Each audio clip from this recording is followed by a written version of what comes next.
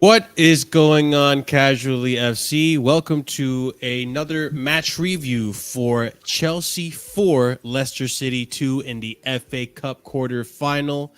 I am accompanied by my panel of Scott, Chris, Oliver, and the Bridge 258. And as always, guys, before we start this review, be sure to smash up that subscribe button. I'm on my way to 3K. Ahmed could always use some subscribers, always beneficial for that. Also, be sure to like the stream if you haven't done so already. It's like wiping your feet when you get into someone's house. So come into the home. It's all good. It's nice and comfy, warm and toasty, good and ready to go for you. But be sure to wipe your feet at the door. So smash that like button. If you're over on the Bridge 258 watching as well, smash that like button. If you're on Twitter, be sure to also like the tweet, retweet, all that fun stuff. And check out the links to the description. Leave a comment down below and check out. But before we get started, as always, we do a little bit of the quick match recap of the game, quick match summary, and then we get cracking into the details and the nitty gritty about everything. So, quick recap of the match. We were at home, quarterfinal. We saw Mudryk get a start today, deservedly so. Cucurella continues to keep his role in that left back position. Chalaba as well in the center back pairing. Maintain his position there. No Enzo, so it was Caicedo and Gallagher in the pivot. And then as we get into the game, 13 minutes into the game, we had Nicholas Jackson, who had a wonderful play. And as we all know, Jackson does well at dribbling and everything else except for the shooting, which he's improved on as well. No more banter for Nicholas Jackson. That's fine. He comes as far as I go. But anyways, Jackson crosses it over to Cucurella, who is in the far post, and then we have Mark Cucurella. Puts it to the back of the net. We start off the game with a 1-0 on the scoreboard. And then shortly after, we have Cole Palmer, who also finds himself on the scoreboard in stoppage time of half. Then in the second half, we were dominating. We were in control for most of the game. And then a silly mistake from Axel Disasi. Very, very silly mistake that pretty much puts Leicester back into the game. We had set it aside. It looked like we were going to win the game. And then all of a sudden, Leicester get back into it to get restored some faith and some energy. 2-1. Then shortly after, we have Mavididi. Did I say his name right? I'm so sorry. Mavididi, yes. Mavididi, right? Mavididi then scores a goal as well, making it 2-2. We are now at a draw, and things were looking a little peak. We were controlling the game for the most part. Leicester weren't really doing much of anything, but we weren't putting away our chances. And the biggest criminal of that was Raheem Sterling, who I am told by a few fan bases apparently is our best attacker, which is absolute fucking dog shit. Today was probably his worst game as a Chelsea player. But surely Pochettino makes the subs of CARNEY Chukwuemeka and Nani Madueke, and those two eventually find themselves being the difference maker, with CARNEY getting a nice little 1-2 with Cole Palmer. Little heel flick to CARNEY. CARNEY puts it away. Brilliant finish. We're 3-2. And then as a consolation prize, probably the best goal of the season, Nani Madueke, absolutely brilliant dribble and shot outside the box, upper 90, brilliant goal. My contender for goal of the season, absolutely brilliant goal. I was losing my mind, and I don't know about you guys on the panel, but I was losing my mind. Lots to talk about with this game. So I'm going to go ahead and we'll start off with Scott. We never start off with you. So go ahead, Scott. Tell us what your thoughts on the game are, and let's go from there. I thought the first half was very good from most of the team, apart from like the usual suspects. The Chuckle brothers, one in goal, one up front. I thought the first half was very good. I thought the attack was flowing outside of one bozo. We looked calm. I thought we limited Leicester for the most part. Again, most of the chances that they had came from the other bozo we had in goal. And I thought we were fairly comfortable in the first half. Should have been more than 2 goals up. Could easily have been 3-4. Sterling, the penalty miss is embarrassing. That's By the way, that's the first penalty he's taken in open play. I mean, like in a 90-minute game in 2 years. and he missed the last one he took. He's also now missed. Apparently, Prime found out a stat. That's his 5th penalty miss out of the last 7 that he's taken in a 90-minute match. And yeah, we should have been like further ahead than we were, but like it wasn't the end of the world. But yeah, second half, like the usual kind of stuff happened. We didn't look anywhere near as sharp. We looked worse than we did in the first half. Again, don't know what Pochettino's doing with these guys at half time. Didn't actually have a problem with Pochettino the entire of the first half. Thought the way we set up was fine. Like even Sanchez starting, I kind of understood because it's the cup. Should never play another game from now to the end of the season, by the way. But I understood him starting this game. But yeah, second half was an embarrassment. Like up until we got the third goal from everyone. Like, well, not everyone, but like again, Sanchez terrible, Gallagher in the second half awful. The 2 centre backs are embarrassing. The mentality of the team in the second half when we concede, which Disasi takes so much of the blame for that. But I do have to ask as well, the hell is Sanchez doing? What is he doing that far out of his goal? But yeah, it just like second half in general wasn't really good enough until the subs came in. But yeah, the subs came in and they did bits. Like Chukwuemeka, like his close control for a big man is nuts, and his link up play with Palmer for the goal was really nice. And then like with Noni, he's done that before. He was doing that sort of stuff in PSV. Like he's done that stuff before. Like he's tried that stuff for us. And we've seen him actually do that for us. He scored a goal against someone, I can't remember who it was. I want to say Brentford, but I could be wrong. Like a similar sort of goal, just slightly wider and in the box. Yes, we've seen him do that before, and it's nice. Like it's nice to win in the way that we did. Also, as well, I forgot to mention, talking about Jackson, that spin that he did for the red card, for the free kick that Sterling put into New York, that was really nice. That touch and spin was really nice. But yeah, the win was nice to get, and I'm glad it ended up being comfortable from the scoreline. But like that second half, man. And the only other thing I want to say about this manager is his subs are an embarrassment. The fact that Leicester made 3 subs before we made 1. The first sub we made was in the 78th minute. Oh shit! I mean, it was, wasn't it? Yeah, you're right. It was late. And It was. 78th minute. CARNEY came in on the 78th minute. You know, think. before, yeah, like you know what made 70 more like didn't make any sense. He subbed off Mudryk before Sterling. What the fuck Oh, was he yeah, doing yeah, subbing off Mudryk before Don't get me Sterling? started on that. But Sterling, Mudryk actually the I forgot to crowd mention. was not Mudryk I happy. forgot to mention was he was Mudryk good. was quality today. Like in Yeah. centrally he was really good, even with Sterling Yeah. trying to take his position the entire game. By the way, and if anyone else know that every time we had an attack when we were in possession, Sterling was going centrally, taking Mudryk's position the whole game. No, eventually, I actually noticed that. I think eventually what may have happened, I don't know if Poch's call was this or if Sterling had this call, but eventually it was Mudryk on the left and Sterling in the middle. Looked like after half time, I think. Yeah, it was after half time that was the natural change, but like there was times in the first half where that happened. Like it didn't look like it was intentional, because there was a moment like right at the start of the game where Mudryk went and tracked back to help Cucurella defend, because Sterling was just in no man's land in the middle, like just chilling. And then we got the ball, stepped up a bit, and Sterling came back out on the left, and Mudryk went centrally again. Like it's like, what? Just because Sterling don't want to track back. Yeah, we'll have more to say about that fucking waste of space going forward, I imagine. But yeah, Mudryk was quality this game. Like, and even when he went on the left, he wasn't quite as good. But he's still like, I don't think he did himself a good service on the left. Yeah, he just didn't get the ball as much, I don't think. But yeah, Like, oh, well, going off of what you said, Scott, about the subs. I mean, Mudryk had a good game and he took him off. What the hell? I mean, at the timing of the subs probably could have been sooner. But I can't get too upset with the substitutions, because the substitutions are the players that ended up scoring and winning us the game. So at the end of the day, I feel like the substitutions work.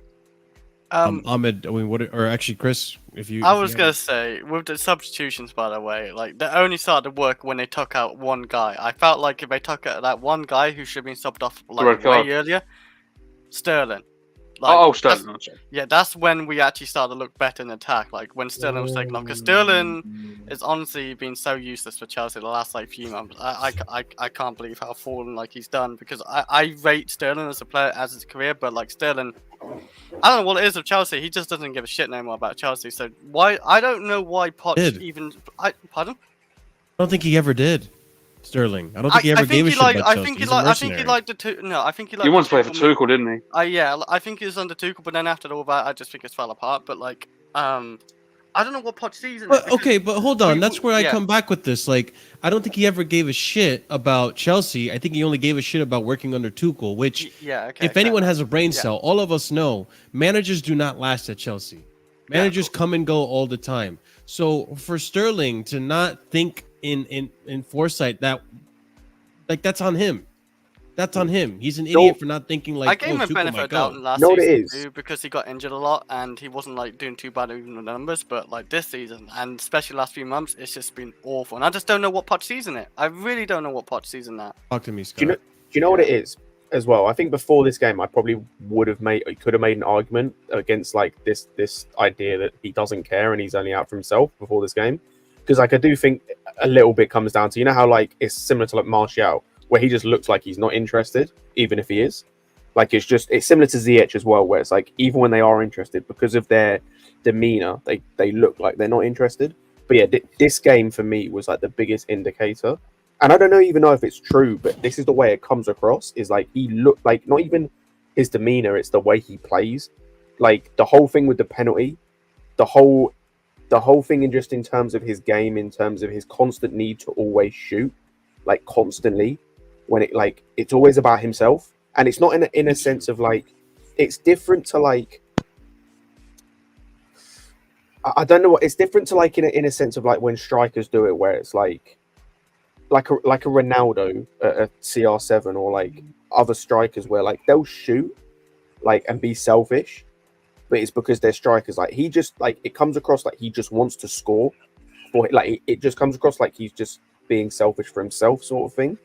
But yeah, just the whole his demeanor this game, and like the tracking back thing as well. As I said, the fact that you've got other guys having to like track back and take his position because he can't be bothered, like at all. Like it's not even like he's not good at it. He just doesn't bother at all to track back. Laziness. And the thing is, then, is it's not even like if you're going to do that, I can allow it if you're Hazard, or if you're a Rafael, or if you're an Mbappe or a Messi, I can allow it because that makes sense. But you're not. You're dog shit. Like you're terrible. So if you're going to be terrible, the least you can do, the bare minimum I expect from you, if you're going to play terribly when you're on the ball, is give 100% off the ball. But you don't. Like, yeah, like it's just awful. And I don't rate Southgate, but the best thing that he ever did for that England team, but the thing that I actually, not the best thing, but one like that, him dropping Sterling was a brilliant decision, because he should never make that England team again.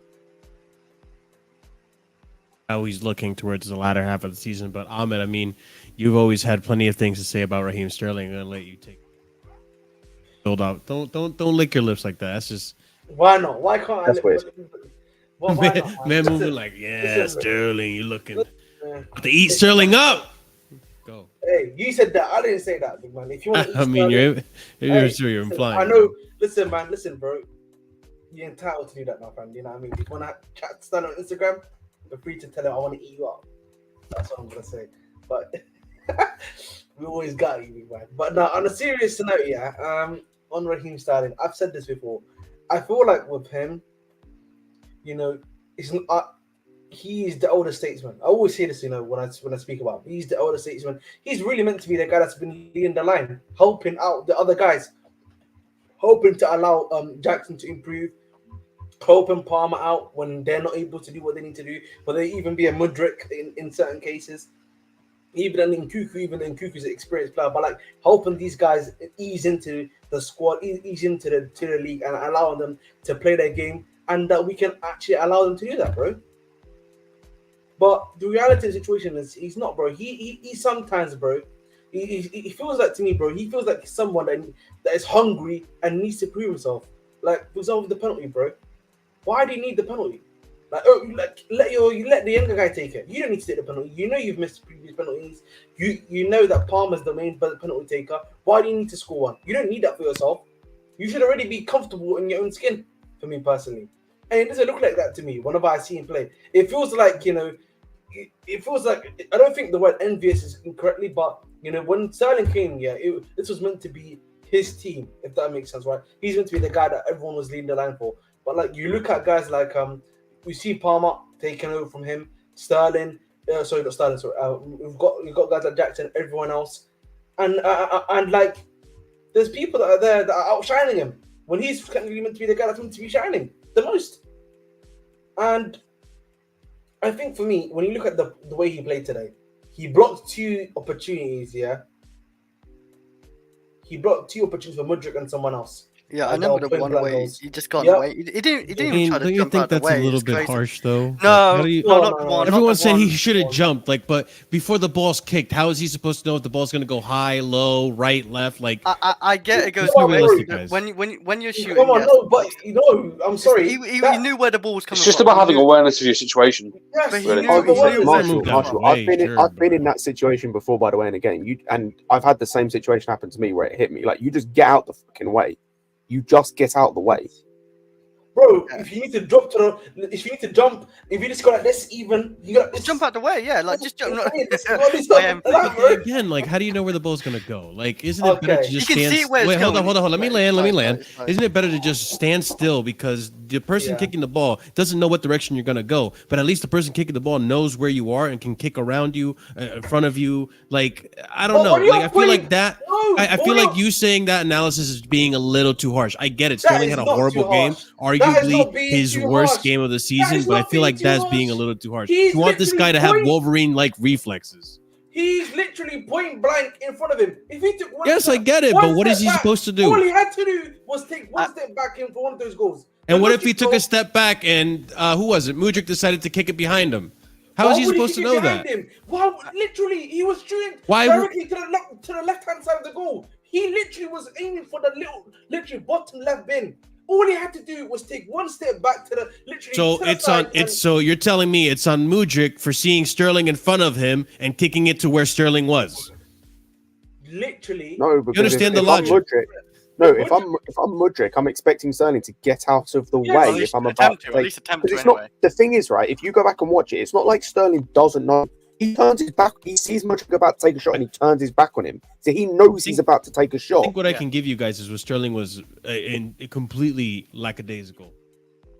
He was lazy. He didn't want to move. Like if I were Sterling, like to a certain extent, like okay, I see where you guys are coming from. Shoot the ball, move, just move. Okay. He just Yeah. shot the ball. It's like all right, I didn't make it in, and then all of a sudden he gets hit with Listen, the ball. that aside, yeah. Hmm. He then had the penalty chance. He then had the chance where he was 1v1 and he finessed it Oh yeah.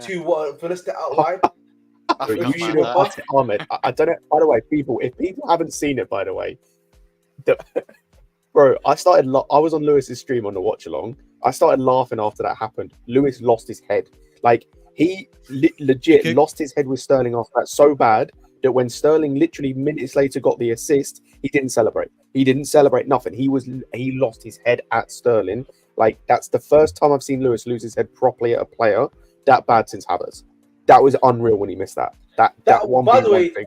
That was Wide. unreal, by the way. Yeah, that 1v1, I by the expected way. to miss it there. That 1v1 mess here was disgusting, by the way. That was actually disgusting because No, That I was thought Werner. Brentford was bad. This game topped it. I couldn't. I Yeah, didn't think he could top his Brentford performance from last week. Guys, and then obviously he had the assist, but after that, lackadaisical again in possession.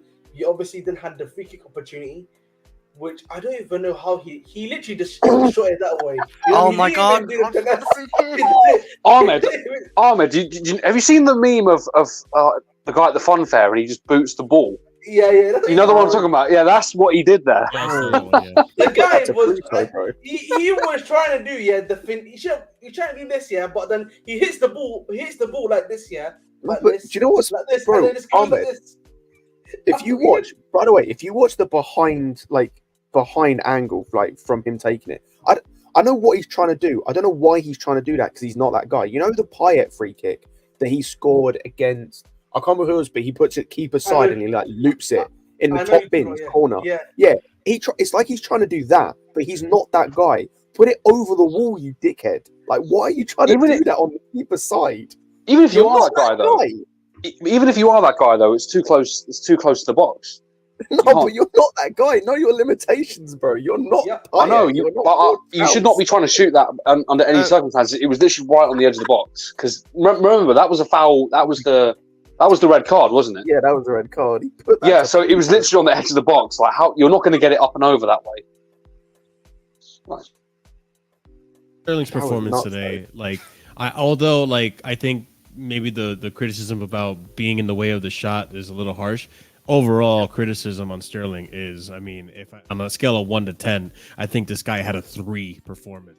No, he had a He's 0. only he got an that's the assist worst. though. That's the thing. That's the Fuck worst the part of assist. it. I don't care. Fuck the assist. I don't care. I'm a bit- Like, I legit don't care. Like, I'm sorry. That assist, it's the same He's a way I negative saw one. someone big up the fact that he won the penalty. By the way, the only reason he wins that penalty, or him winning that penalty, comes from the fact that he has a dead touch and then looks at the ground, doesn't look up about anything around him, looks at the ground, and like the only reason he gets that penalty is because he's too slow to take a shot.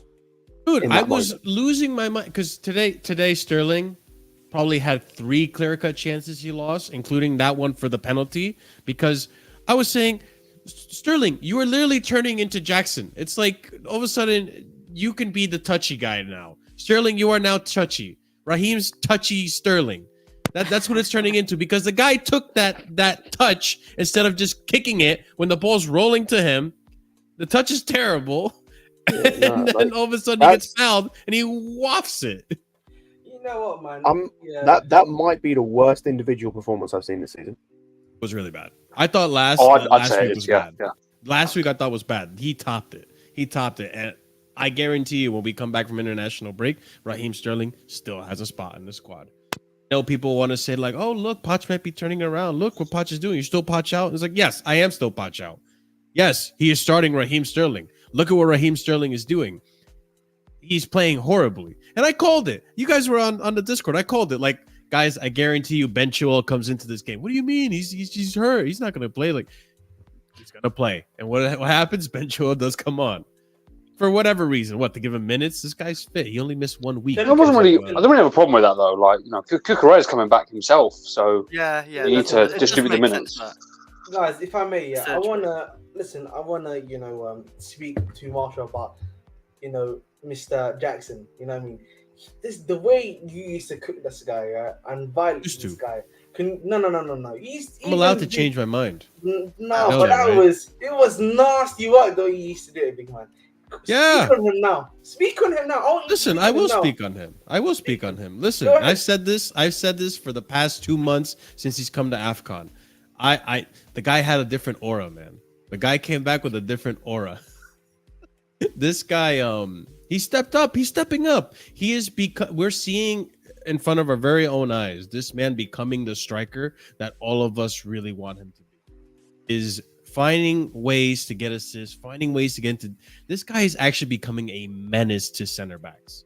Like, he is actually problematic to center backs. His finishing has improved as well. Like, maybe he, when was his last goal? He hasn't had a goal since I don't remember his last goal. He's getting a few assists. Scored against Brentford, didn't he?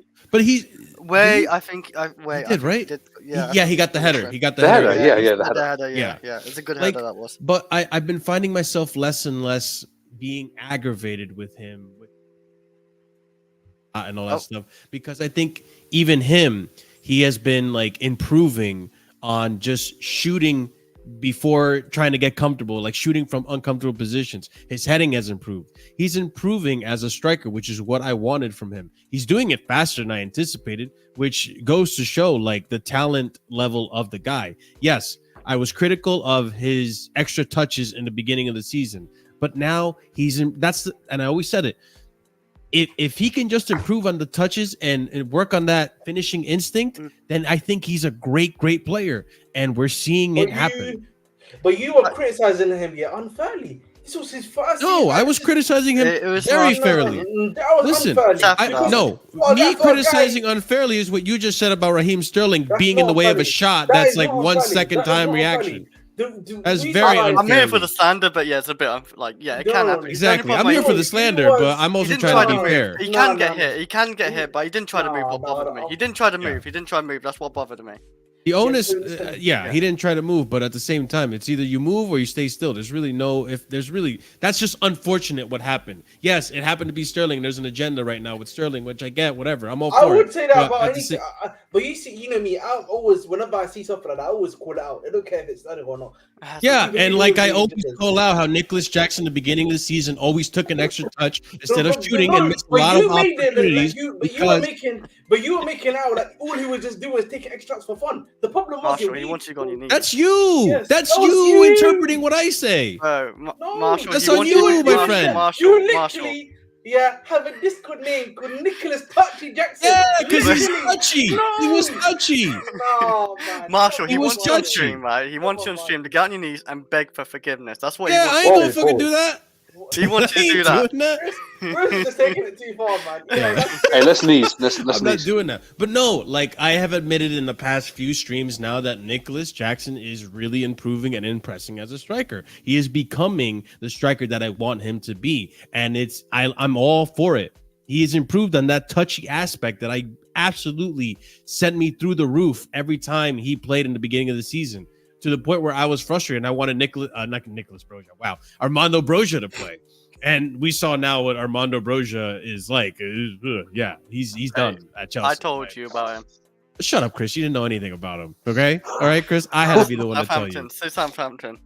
This guy just hated him because everyone's talking about Broja. No, he was. No. He You were a wasn't. hater, Chris. You were a hater. You didn't want to give him a chance. So you like You like saw you one Jackson- game and he was like, Broja's shit. It's like, bro, it's Uh, one game and he came back I from saw his him score 6 ACL goals. injury. I saw him score 6 goals for Southampton in a whole season. I saw enough. Yeah, and you want to belittle that, even though it's Southampton.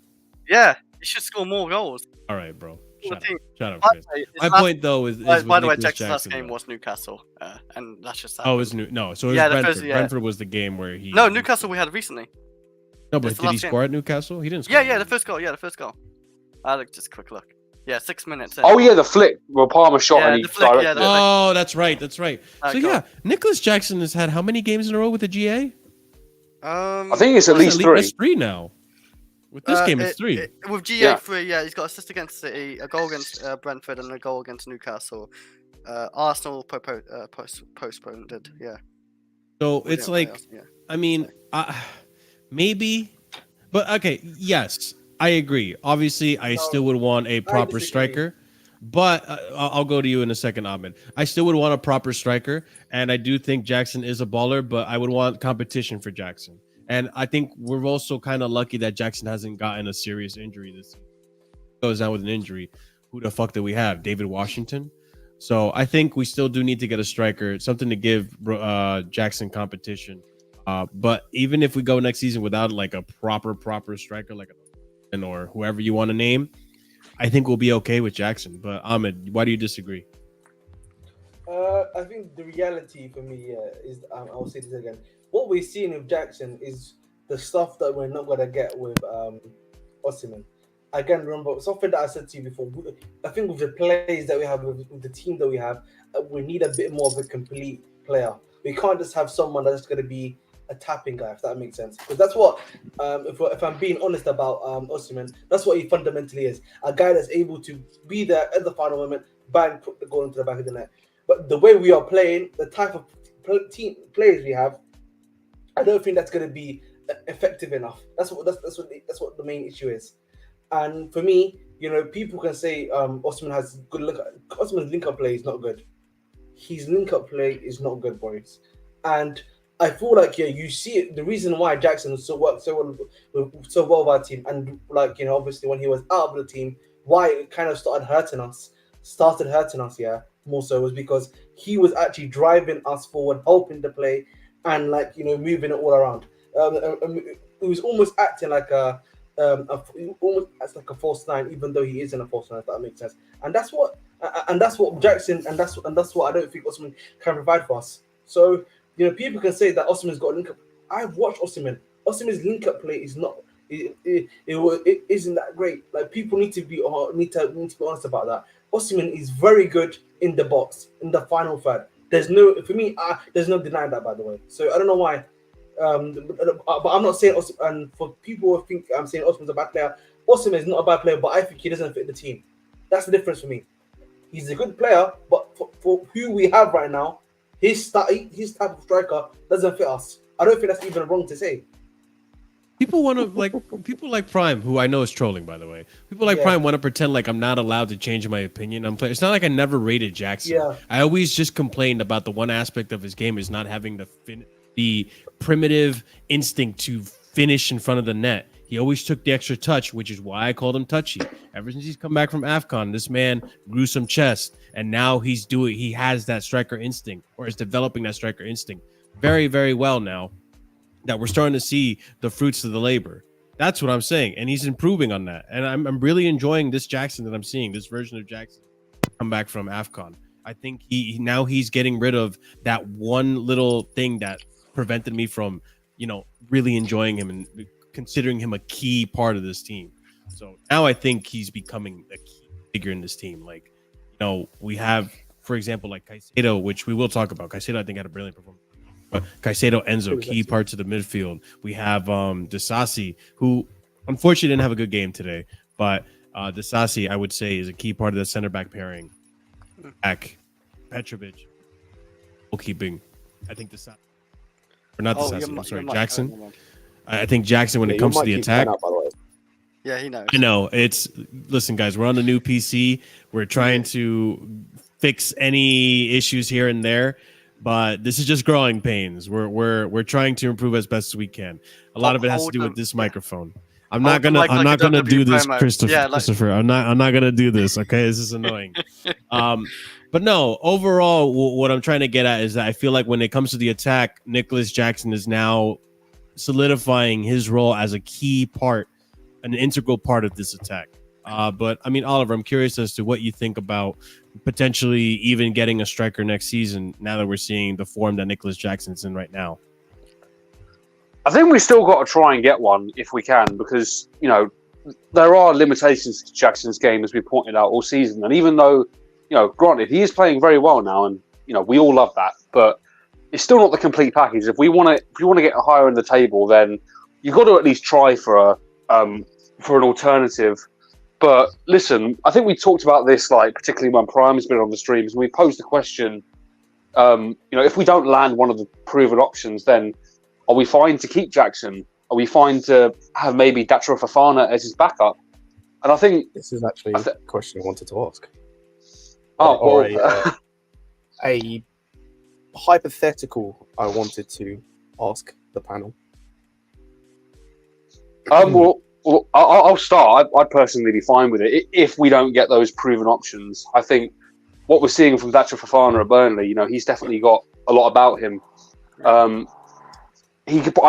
see him. I look at him. He's got he's got quite a short build, low center of gravity, so he can maybe even play on the wing if you wanted him to. So that's an option potentially. He's got good feet as well. And then Jackson, you have a similar level of versatility. I don't know whether you want to play them together as a winger and a striker, or maybe even a front two. But I think it could definitely work. But yeah, it's just about getting a proven option, really. I think if you trust in that, then maybe you do sacrifice one of those and then make the other one the backup. But that's my opinion.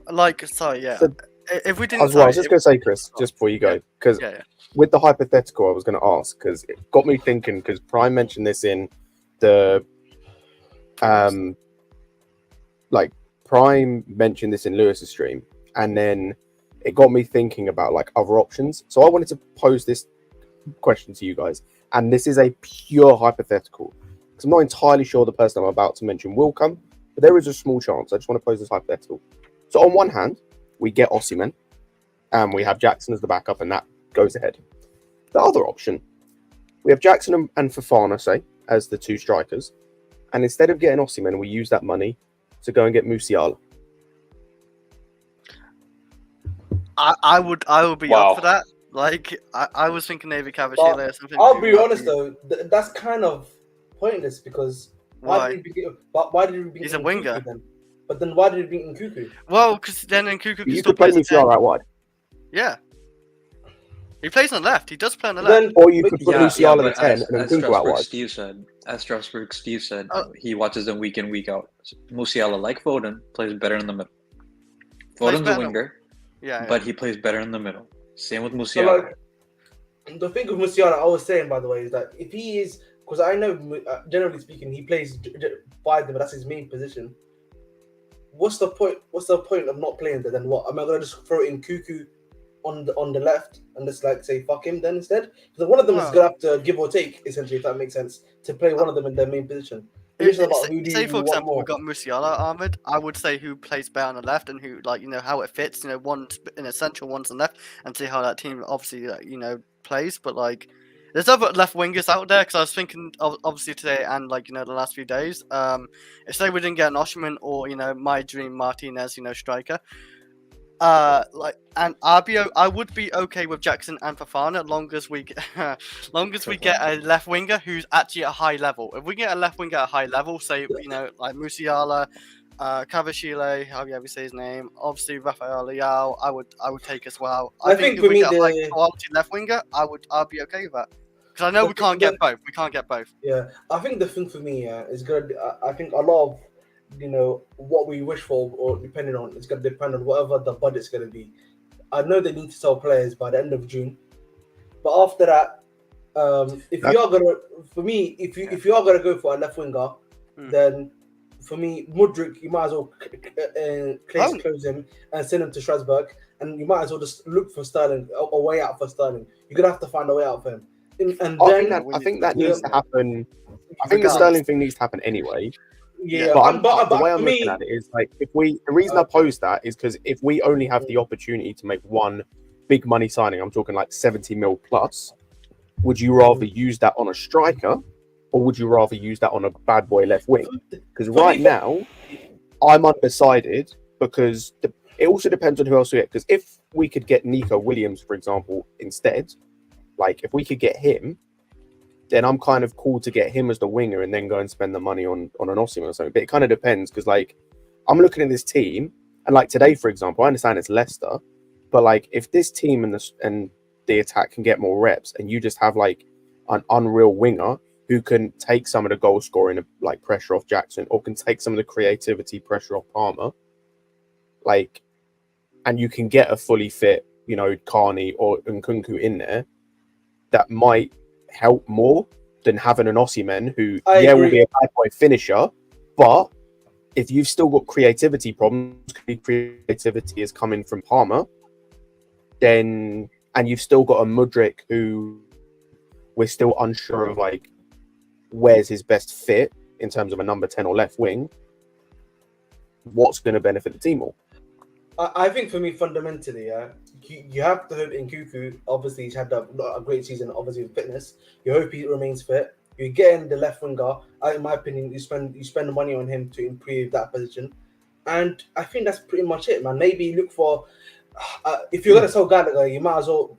Honestly, got Chukwuemeka there. No, just look for a quality left winger to get, and then you obviously spend the rest of the money, in my opinion, on a left back. Because again, I think for me, honestly, if you look at what Jackson's got this season, I think he's got how many goals? I think he's got like something like I think he's got 15, 16. He's 17, on 9 goals, 9 I in the think. league. In the league, he's 9 in the goals. league. I don't know how many in all comps. Yeah, but in all comps, I think he's definitely somewhere around like 13, 14, 15 already comps in the league.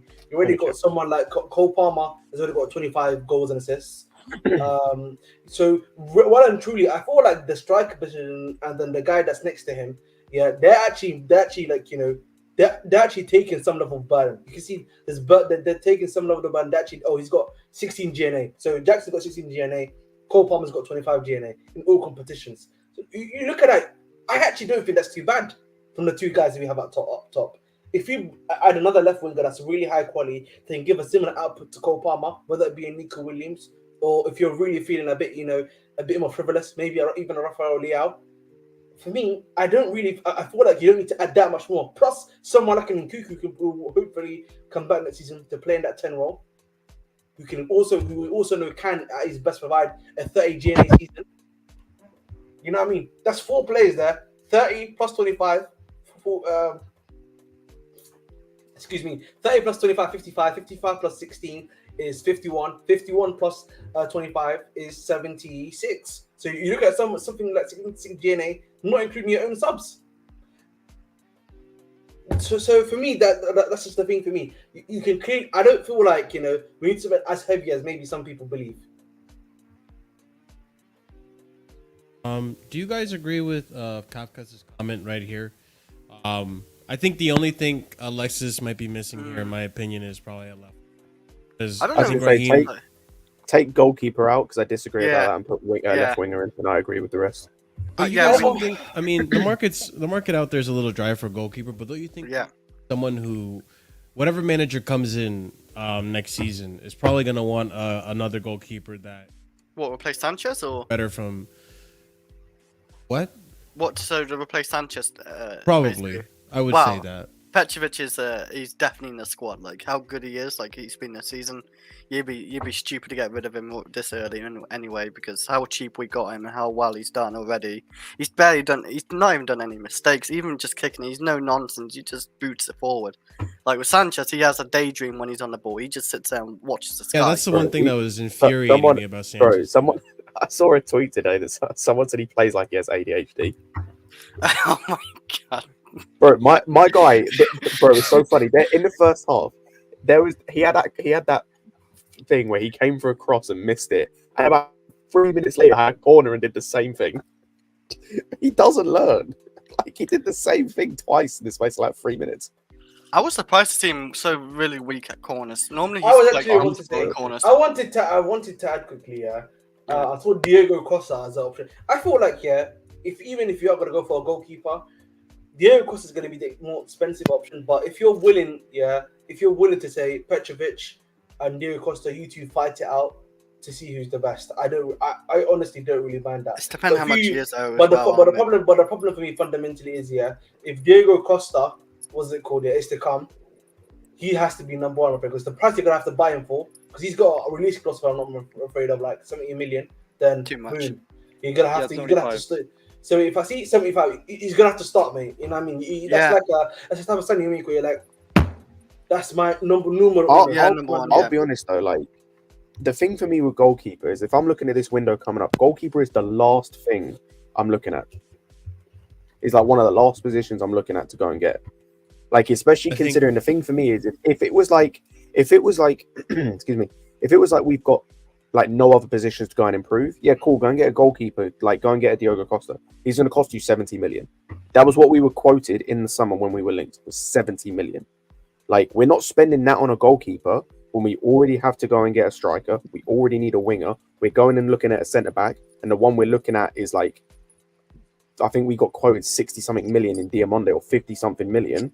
We need a left back, and I'm not accepting no like rando person. Like I want a world class, like or top quality left back. It's going to cost you money. I understand going and getting goalkeeper next, like not the summer coming up, the summer after. Give Petrovic the whole season to actually show you what he can do. And it's like, Alexis, I'll be real, but Bulka doesn't impress me. Bulka's not, to me, not a massive step up from what I've seen in Petrovic this season. I like Kobel, by the way, for Dortmund, but his passing I haven't really seen too much. Like I don't know what his passing exactly is like. If I think we get him though. I don't. The thing for me is like I don't think these guys are that much of an improvement on Petrovic. Yeah. The ones you can get for a good price. I mean, I don't think these guys are that much of an improvement on Petrovic to the point where you like it's worth spending that money. If we're gonna like for me. If we're going to go and get an improvement on Petrovic, I want it to be a world-class option. It was the same thing with Jackson. I don't want us to just go and get another sideways or slightly better improvement. Like that doesn't interest me. Because what's the point? Go and get me an actual like top quality goalkeeper if you're going to replace him. Because otherwise, what's the point? Just let this guy who's 23, by the way, this dude's got another 10 years easily at the potential top level. Like, you know what I would say to you? Give him a year, give him a proper full season as the number one to show you what he can do. You know what I would say to you? Yeah, you know what I would say to Kafkas, yeah. I'll say this, yeah. I think for our current setup and needs, yeah, for our current situation, I think right now we're not aiming to, have a full squad completed or like even go to compete for the title. I mean, right now, I think the aim next season has to be guaranteed top 4. If that's the case for me, in my opinion, and getting the Europa League, FA Cup, or whatever, or the Carabao Cup, right? If that's the case, I think having Petrovic, who can still improve, and who's shown us he's a good shot stopper, isn't that much of an issue, in my personal opinion. Yeah, and then when you're looking to compete and you need him, that's when you spend the big bucks. Whether it be a Diego Costa, whether the other guys and available, and you don't believe Petrovic is ready, that's when you have to activate that as well. And sorry, I just want, oh, sorry, go ahead. I'm just going to finish Sorry, quickly. I want to speak on the left back situation here. I'm sorry. I've seen the Bournemouth guy that's been linked to us. I don't want him. If I am going to bring in a left back, in my personal opinion, because of how bad our left back situation is right now, with Chilwell, Kukurea, I'm sorry, people. Yes, he scored a goal today, but I'm sorry to tell people he's just not the one for me personally either. You have to. No. You have to, in my opinion, you have to bring a top. You have to bring top quality. I would. I don't care. Time. Listen, I don't care. If you want him as backup, I don't mind. But listen, for me, we need to bring in a ready-made starter that's going to be able to work alongside Gusto and work together perfectly. And if that's the case, I'm looking at Theo Hernandez. That's it, man. Full stop. No, but Alfonso Davis. Theo Hernandez. No, you're a hater, bro. You're a hater. You're a hater. Sorry, What? Here's the other issue, right? Like if we get a Diego Costa, that's 70 million down the drain in a sense, and then he's we're gonna not get playing another. fast again, bro. No. I'm sorry. I'm reading the comment. Alexis is trolling. Alexis is trolling. Listen, go ahead, the thing Curry. is, Capcast, bro. Oh. The thing is, Capcast, yeah. We know, yeah, he's gone, man. They're looking at 30 million like this. These clauses is gonna get out. 100 million. Go ahead. Go ahead, Curry. Go ahead.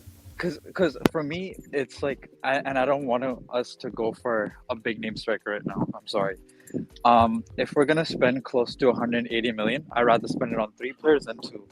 And the 3 players for me would be maybe a Kvaratskhelia for 80 million because that's his release clause currently. Mm-hmm. I would go for, I know Todibo has a release clause of about 50 million. Diamande I think was 52, and that Euro guy I think is 60. But let's do the average. It's about 50 million for a Todibo or a Diamande, right? So, and then the other 50 would be, I would go for Grimaldo. I don't want Theo Hernandez. Like Theo Hernandez, fine, but 50 million, give me Grimaldo. The Spanish left wing back. Am I thinking of? I tell you what. Yes, of Bayern Leverkusen. And that's is he defensively solid as well though? Like he is, but attacking he is aging, isn't he? Yeah, he's 27 or 28. I thought he's it's like not 30. that old. I'll tell you what. He's 20. And for 180 million, that's your entire left side done. Like your left side entirely refurbished, and then you can be ready for the season after for a world-class striker. And if our goalkeeper is not good enough, spend it on that, right? I'm thinking about it like Man City, right? They had the whole playmaking, the whole situation set up for Haaland, and then they got Haaland. Because I don't want a situation like Lukaku in a sense of where we were like, oh, we just need a world-class striker and we're done, but we didn't really have the team ready. I want the entire team ready, so then if we need to get a quote-unquote world-class striker and spend that big bucks, we're ready for it. We're fully ready for it. It's a bit like City, man. Exactly. Because I don't want a situation where we're doing the same thing we did Chelsea again, where it's like, we're going to spend 120 million or 100 or 80 million on a Gilchrist or whatever it may be, close to 100 million on a striker, but then, be shortchanged on other positions, which we really need to work on, aka left wing and left back. Refurbish that whole left side for me. Bring me cover for center back, aka because Chalobah and Thiago Silva are leaving, right? And Fofana's injured half the time. So then, that's solid. Then you got a left back in Grimaldo, right? Who's more attacking, who's better more attacking. So maybe against low block teams, we can play him. And if we want to go more defensive against, quote unquote, the better teams, we can have our Cucurella, right? Oh, if you want to put it that way, right? If you want to put it that way. And then, you have a Kvaratskhelia who's won the league, so he knows how to win, quote unquote. He's still young at 23, so if we're worried about some age quota, we have that covered. Like the only old guy out of those 3 is Grimaldo at 28. The rest are in their 20s, like early 20s. That's funny, man. I just want to say, the thing about Grimaldo as well, by the way, is he you want to add little X factors here and there. That would be the first under this ownership group. I think the first proper set piece specialist we have. Yep. I just want to exactly. say, I just want to say just quickly, boys. This if I see anyone that's got the nickname Jedi and brings a Jedi weapon into, Shut up. I'm sorry, bro. Shut up. You're No, such a I hater, can't do man. that. I can't, bro. He's actually been really good this season. He has been I good. gotta admit. I gotta put my hands up. I gotta admit, Listen, Robinson's been good this season. personally, for me, that's not for me personally. I want real men, you know what I mean? Leave a Jedi sticks back home, you know what I mean? Leave it in the bedroom. And I'm sorry, if we're gonna spend about 50 million on a Robinson, why am I not gonna try to poach Grimaldo? That's I'm the spending only that much issue I money. have with that. Why am That I is spending that legit money? the only issue I have with signing Robertson. Right? If And the 50 million that's been quoted is what's going to cost, kinda yeah, I'd crazy. rather just yeah, I'd rather try. it's Like if we have to, fair enough. But I'd rather try for like a Grimaldo first of all, or something like yeah, that first. and I'm sorry, if I'm paying 50 million, why don't I pay 20 million more or 30 million more for Theo or Alfonso Davis then? That doesn't make sense to me. Like, yes, Robinson's been good, but I'm still gonna choose a Theo Hernandez, pay extra 30 million on top of that 50, or 20 million for Alfonso Davis because he's on his last year of his contract. If we can't get a Grimaldo, why am I going for Robinson? Not dissing him in any way, but if I'm paying a little bit more money, I get quote unquote world class left backs. And I know the left back market isn't great. Like there aren't actually world class left backs in my opinion right now. Yeah, But those are the that's best thing. of the best, right? Like one's the same price as Robinson, but 28 years old, and the other two are in the age range we want, and they're 20 million to 30 million extra. So why am I going for Robinson? Yeah, that's the thing. Like, and I think I'm not upset if we get Robinson, but like he wouldn't be my first. If you gave me like the option to go and get like anyone within reason, of course, but like I think at the very least, like you could try like at least test the waters for like a Hernandez or a Davies. They might say no, they probably will, especially Davies. He's probably going Madrid, right? But like you could at least test the waters with that, and then same test the waters for Grimaldo, because people forget or they may not realize they got him for a free. Any money they get is like a positive. Really? They're going for free? They got him for a When free was on that? a free was transfer. he was out of contract with Benfica. Yeah. Yeah. So like Oh, wow. also you want to talk about the experience and everything. He was Benfica's captain.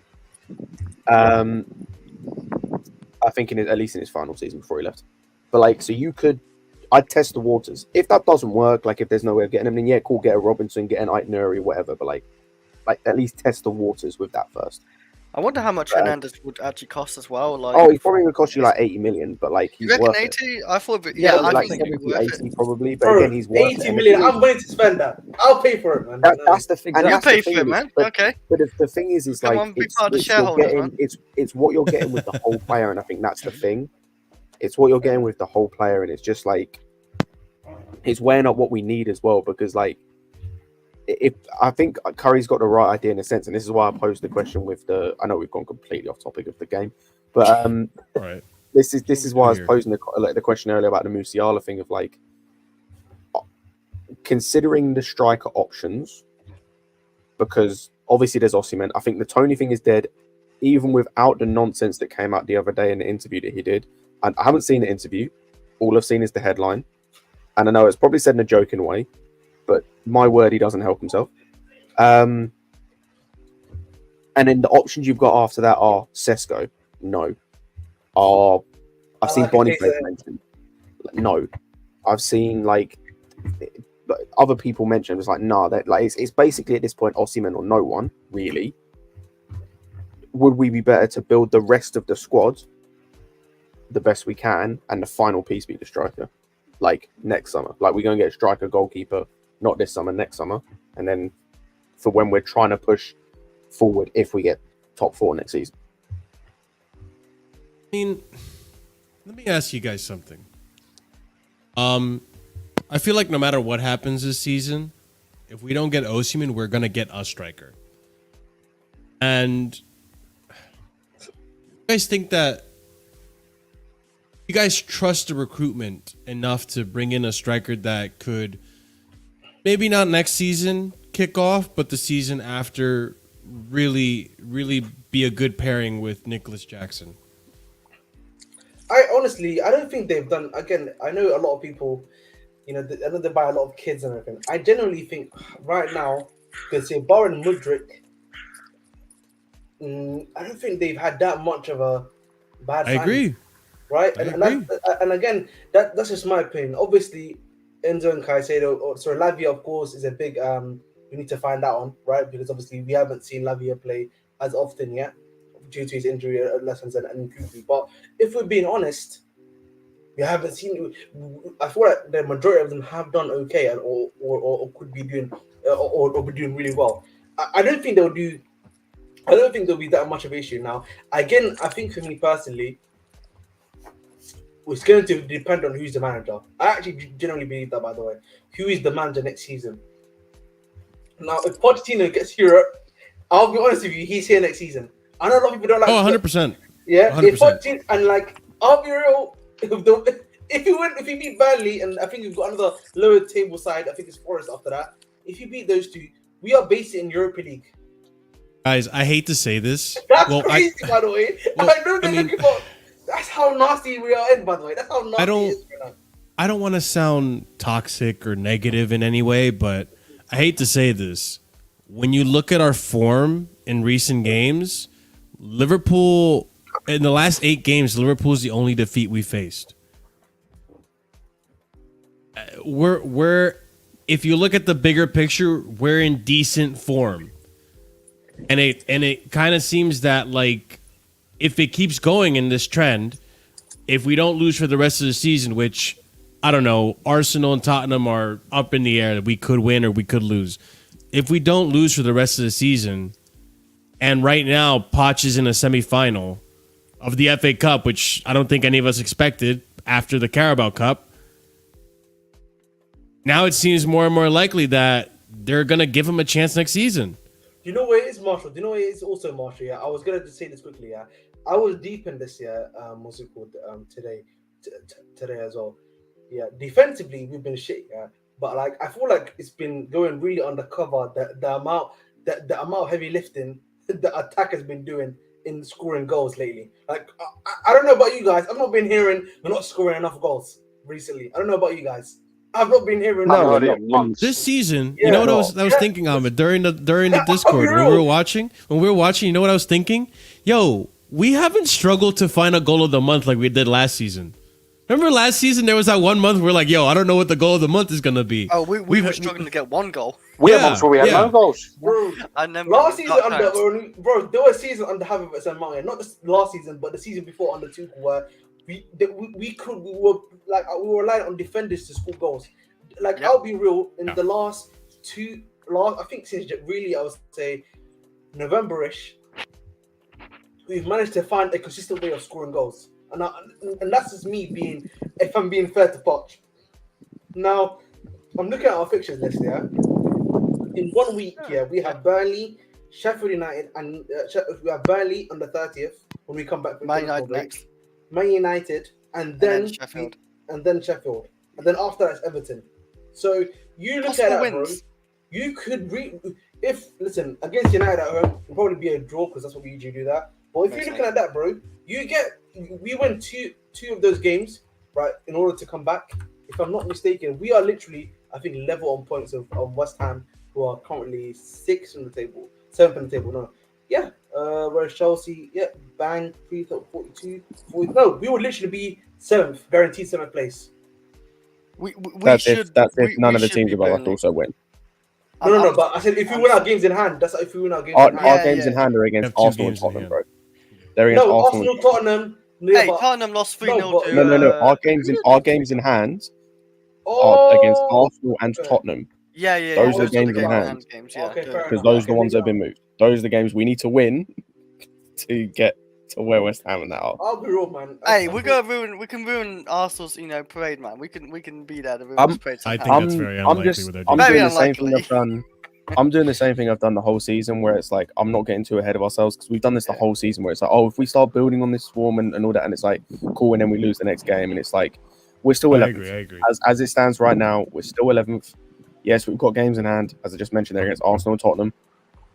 Who knows what can happen there? Like, we saw the whole Tottenham thing when they were on form. I think they were unbeaten at the time. I can't remember. And then we smashed them 3-1. Obviously, they got 2 red cards, but we smashed them.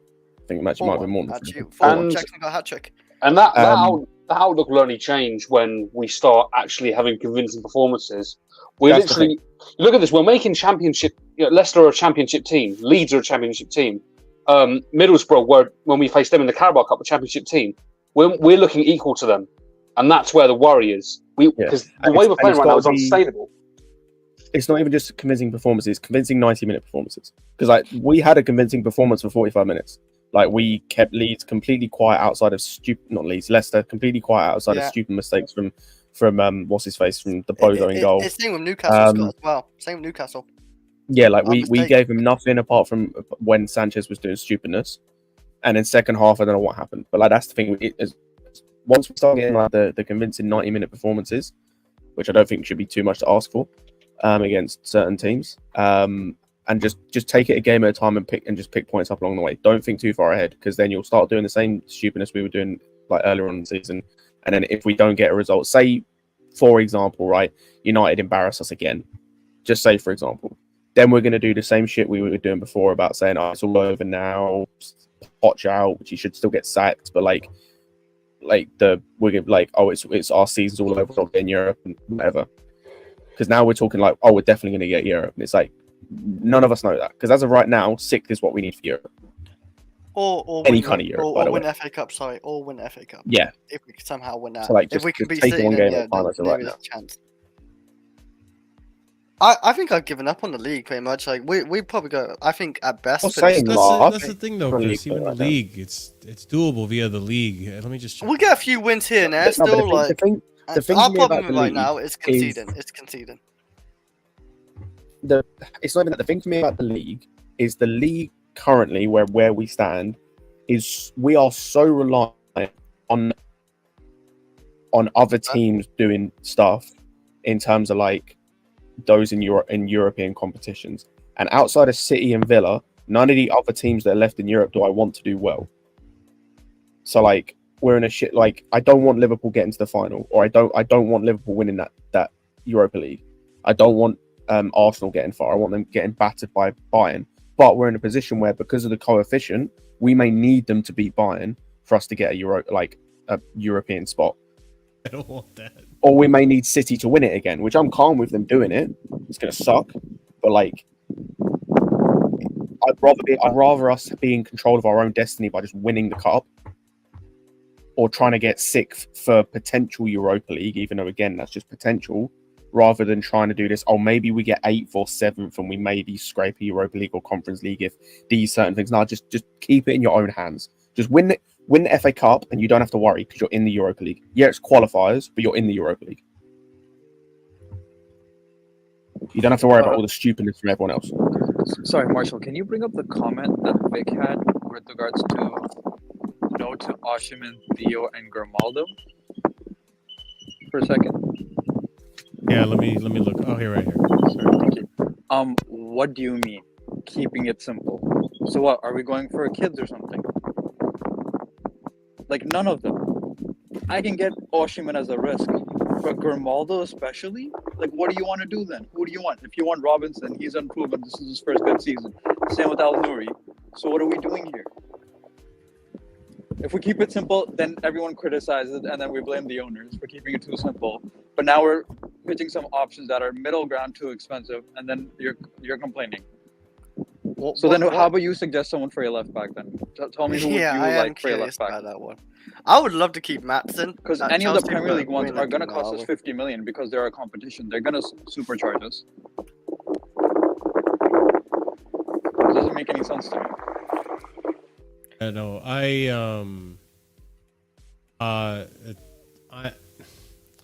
again, I'm on the fence on the striker situation, but I think now I'm more leaning towards, I have faith that the recruiters are going to get a decent striker. Yeah. Whether it be for next season or for the future, we're going to have a good striker. I'm seeing the fruits of the labor with Nicholas Jackson. So right now I'm on the Jackson train. I was never not on the Jackson train. I always was, but I was just critical of that freaking touch. I was critical of that touch. You know I was. God, you're just being disingenuous, man. You want to try to have something on me when you're out here on Raheem Sterling, bro. Marshall, listen, we have a Raheem Sterling session, bro. I'm not talking about him. You're the one that keeps on bringing him up, bro. If you want to shag him, let me know, bro. You can just do that outside. Lucky I don't have my soundboard right now, man. Well, Lucky Yeah, I don't no have my soundboard. No soundboard today, man. No soundboard Yeah, today. That's what I thought. Yeah. It's on suspension, man. I Sure, maybe it does. Yeah. Go ahead, Chris. yeah, I was gonna say like the left back thing. Like I would like to keep Matson and maybe Cucurella if we couldn't really afford another left back, but we're not gonna keep Matson because of what Poch has done. He's made this ownership think, oh, we don't need Matson because Matson doesn't get used, so we can maybe sell him for like 30 million now, I guess, and get some. The thing pure about profit from Matson that. is that there's a clause in there that we can't control. If someone I know. decides to activate it, then we're fucked. It wasn't activated after we put him to Dortmund. That was activated when. no, he it's not been activated part, yet. It's part of his No, new wait. contract, which we needed him to sign, otherwise we'd lose him for free in the summer. So yeah, I think if say for example Poch gave him a chance, right? He had actually minutes. Would he put that in his contract though? A club can still come and get him, even if he was brought back. I thought it was like part of the contract when he got put into Dortmund. Like we signed Yeah, the contract. So basically, we've 'cause been I trying don't- to it's get him weird to sign how a it contract since the summer, and he wouldn't. Yeah. He had in the summer 12 months left on his contract, so his contract originally ran out this summer coming. Yeah, So we spent the Okay. entire time trying to get his thing. So it was either sign the contract or we lose him on a free. We couldn't in the summer. and he wanted a And buyout clause I because think- we I don't think use him the- right, basically. Not even that. I think the assumption from most people is he didn't want to sign a contract for the same reason Cole didn't want to sign a contract initially, because he wants to see how he's going to be used. Because if you notice, when it comes to signing contracts at this club, as we're seeing with Chalobah, as we're seeing with Hall, with others, Brozier, even if you sign a contract, it means nothing because you could be sold months later. So it's almost like they want some kind of security. Yeah, that makes sense. Well, I say we. Poch didn't give that to him because he never played him, and when he did, played him on the wing all the time. Barely. Well, And then the only way we got him to sign a contract was just before he moved to Dortmund. He signed a new contract till 2026, but it includes a £35 million release clause. that's what. Yeah, that's what I mean. Like, so I guess he signed that contract. That, he knows he's gonna be sold by either to Dortmund. Dortmund's gonna buy him anyway, aren't they? Because he's actually been pretty good. Even- For It doesn't have to if be they Dortmund, don't- though. It can be anyone. I I know, yeah, think they but will buy I him, think- but even yeah, if they like don't, him. he's having such a good season. Whereas 35 million to most clubs, like a mid-table United Premier shouldn't League even club, look at it fair. That's quite cheap, and they need like a left back, mid-table like- Premier League club, 35 million is nothing to them. It's like, say it's- for it's gonna example, bite us in Wolves the ass, do I use think. Eight Nuri. There you go. I think it's I'm gonna bite us in the ass. I'm That sorry, bro. Eight Madsen Noria thing. is another one, man. I've seen that guy defensively. Lord have mercy, man. Who? I'm not willing to have him as a man of back, bro. I'm sorry to tell you, Eight Nori, bro, defensively, la hawla, fam, la hawla. If you thought Chilwell was bad, He's another guy we need to get rid of as well, but I don't think. bro, no, I'm just letting you know, bro, because I've seen people. Oh, look, Eight Nori, oh no. Listen, I know on FIFA 2 seasons ago, he had a potential rate of 95, 96, but I'll be real. Going forward, yeah, he's good, but defensively, going backwards, he's worse here than Chilwell. Mendes, Davies, Chilwell. Yeah, going back. You will I don't split think he's him worse up. defensively than Chilwell. Chilwell's fucking terrible. No. He's the equivalent, yeah, of, I would say, pre-injury Chilwell defensively. That's the best way to put it. Yeah, but I that was never rated okay. that guy, to be honest. Chilwell was awful. Which is below average. He's just bad defensively, in my opinion. I did want to come back to this statement that made about goalkeepers. I don't think Czech's pass accuracy is even more than 35%. Some people would have nailed him if he's our current goalkeeper. I mean, Yes, The but thing is, different times though- and different ages. exactly. Yeah, The thing I is, think- though, like nowadays, the way football is played, everyone. I agree with Vic on this one. I think this whole passing from the back thing is overblown. I think it's overrated. Petrovic isn't that great at passing from the back. Maybe he's slightly better than Sanchez, but it's not noticeably He just better. moves Yes. forward. It's not. But- but- he just boots it, and we're happy but with I'm that. fine- I'm I'm happy fine with with that. But Marshall, that makes sense for the here and now. But if we want to challenge for leagues and Champions Leagues, all the best goalkeepers in the world currently have a pretty good passing range. I don't think Courtois. Courtois. Yes, you he think does. Courtois is Yeah, great? yes, he does. I don't think it's like It's not- nowhere near it's not- level as Yeah, Alisson Courtois or also something. No, yes, or but that's, you're even comparing literally the Onana best or passing goalkeeper ever, or in Ederson. But I would say Courtois is not bad. Ter Stegen's is really good. I'd probably I say would Courtois maybe reaches top 5 passes, or maybe like outside of it somewhere, because I can Yeah, name a but fair few good like top keep, because I want a keeper who's good, at saving, and then if he's good on the feet, then it's a bonus, of course. Like I don't want to go through like, oh, he's just good on the feet, because look at Onana this season. I know he's starting to pick it up actually in form wise, in goal, but like he's a bit hit and miss, and Onana massively cost United, going out of Champions League. And he's amazing on feet, but like, look what he's Yeah, done. but Like letting those shots in. yes, but I'm saying we need a combination of both in excellence if we want to It's reach rare. where we used to be. That's what I'm saying. It's rare, but that's what all the best clubs have. All the best top clubs in the world who are winning leagues and Champions I did Leagues. want Allison before Kepa too. And as well. Allison, Ederson, Courtois, Ter Stegen. Mainly the people who've been winning Oh yeah, Champions Ter Leagues. Stegen, he's good on the feet too. I think Exactly. Are He's all very good on the people feet. who are good at stopping shots, but also pretty decent on their feet. I'm not saying no to Petrov. It's not like he's 23, he can learn. But I'm saying he will need to learn that skill, or eventually, if we want to reach the heights we used to and constantly winning leagues or challenging, then we need that in a goalkeeper in the future. I do get it's overrated in terms of Onana just being great at that and not good at shot stopping. I agree, but we need a mixture. That's what every good player needs, anyways, in any position, right? So Yeah. I think that's the thing. I think it's a case of like, it's not the most important thing, obviously, and it's not like the be all and end all, but you also can't be having a guy like using the comparison of Czech just isn't the right thing, because like that was a different era. It's like first he needs to be a good shot stopper. I think that's the thing with Sanchez. The reason why no one rates him is because there's no aspect of his game that's better than Petrovic in any way, shape, or form, despite the fact he should be better based on like he's taller, so he should be better at claiming crosses. He's meant to be better at passing, but he's not. He plays like he's on crack or has taken a joint or has taken something before games. Like he plays so erratically, it's weird, which you can't have for a goalkeeper. Excuse me. I don't think it's so much erratic, Scott. I think he just takes way too long on the ball. This guy's a he's erratic, and he's erratic in the sense of like what he does makes no sense, because there's times where he does stuff where he just reacts for no reason, like where he flaps the crosses for like no reason, but then he'll also do stuff like you said where he'll just take way too long on the ball and then make a dreadful pass, or he'll just rush a pass for no reason. It's like, that's what I'm saying. He's erratic in terms of his decision making, not in terms of he looks like he's on speed in terms that he just moves about so much. It's just his decision making makes no sense because it's not consistent. Is when I say he's erratic, like it's just like it doesn't line up. But yeah, like I think eventually, as I said, if we're looking to win the league or win the Champions League, and I think we will need either Petrovic to improve on his passing in terms of just the level of passes he can make. I think not necessarily the pass accuracy, it's more the level of passes he can make, which he can improve on, or we may need to improve on him in the future. But again, for me, that's something in the future. Like that's the 2025-26 season.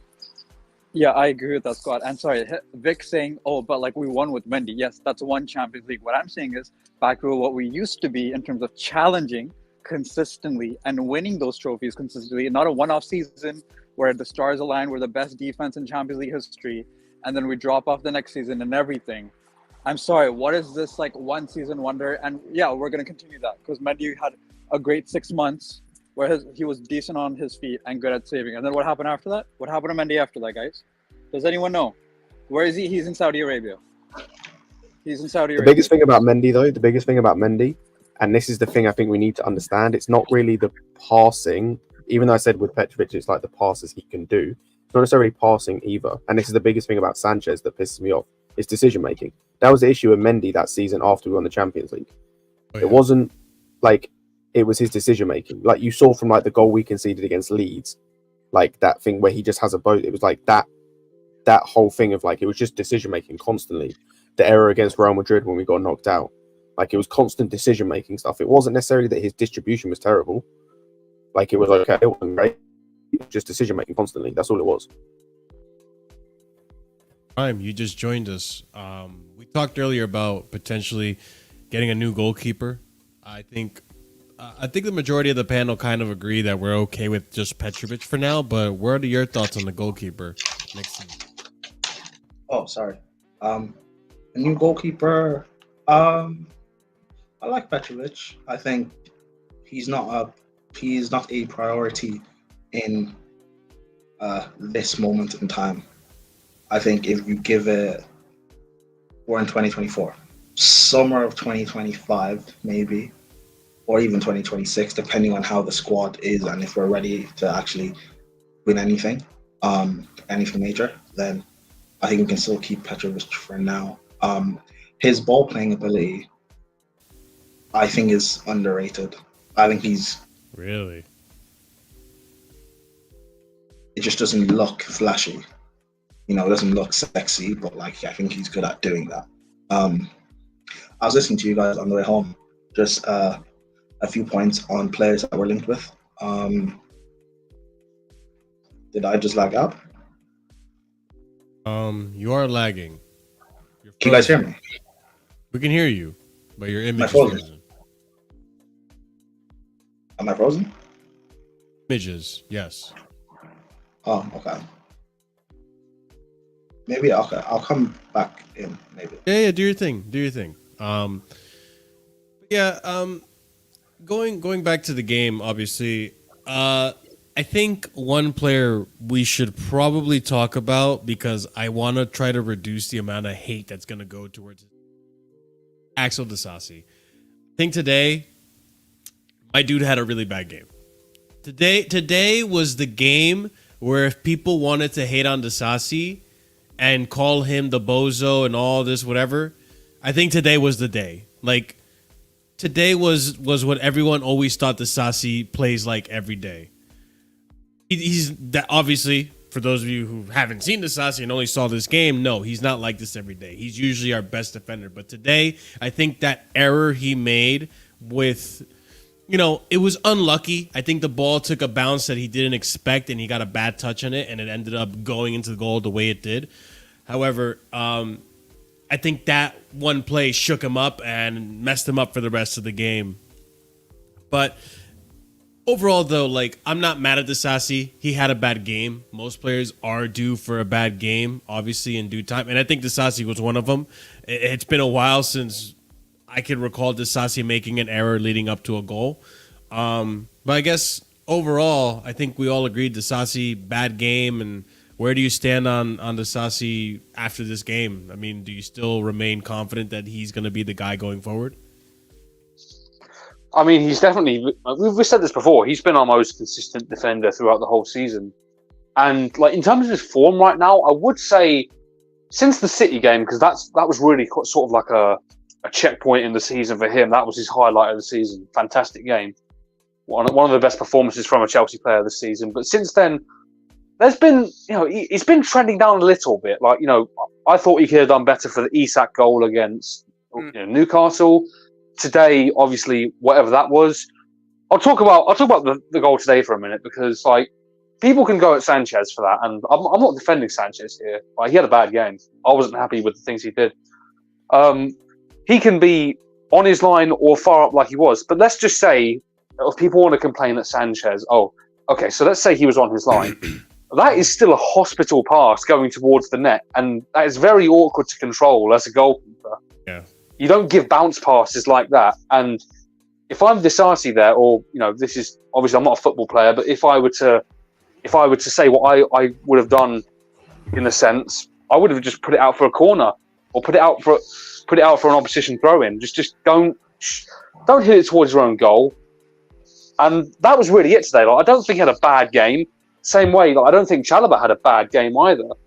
But it's just these individual moments, and this is really where you can't fully blame the manager. I'd say the one thing I'd get on with Poch about these sort of mistakes are that we're trying to keep the ball too much. The Poch needs to show the players the situations where you keep the ball, and there are also situations where you have to get rid of the ball. That was one where you just have to boot it.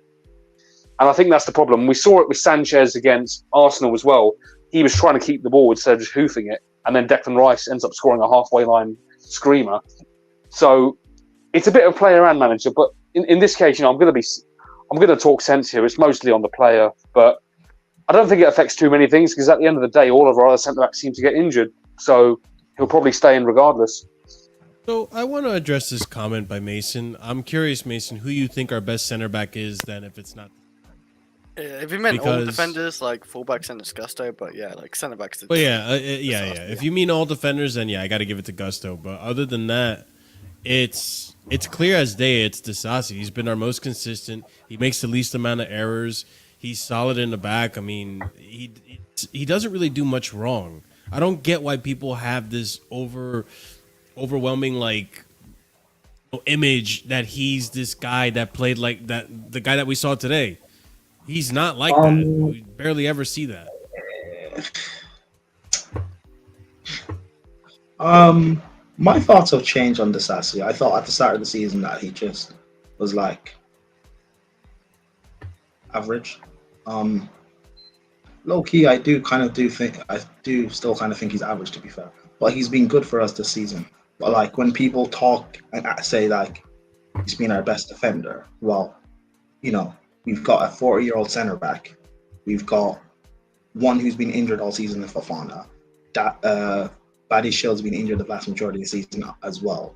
And Chalobah only started playing like a couple of months ago. So saying he's our best centre back doesn't really mean much. I agree.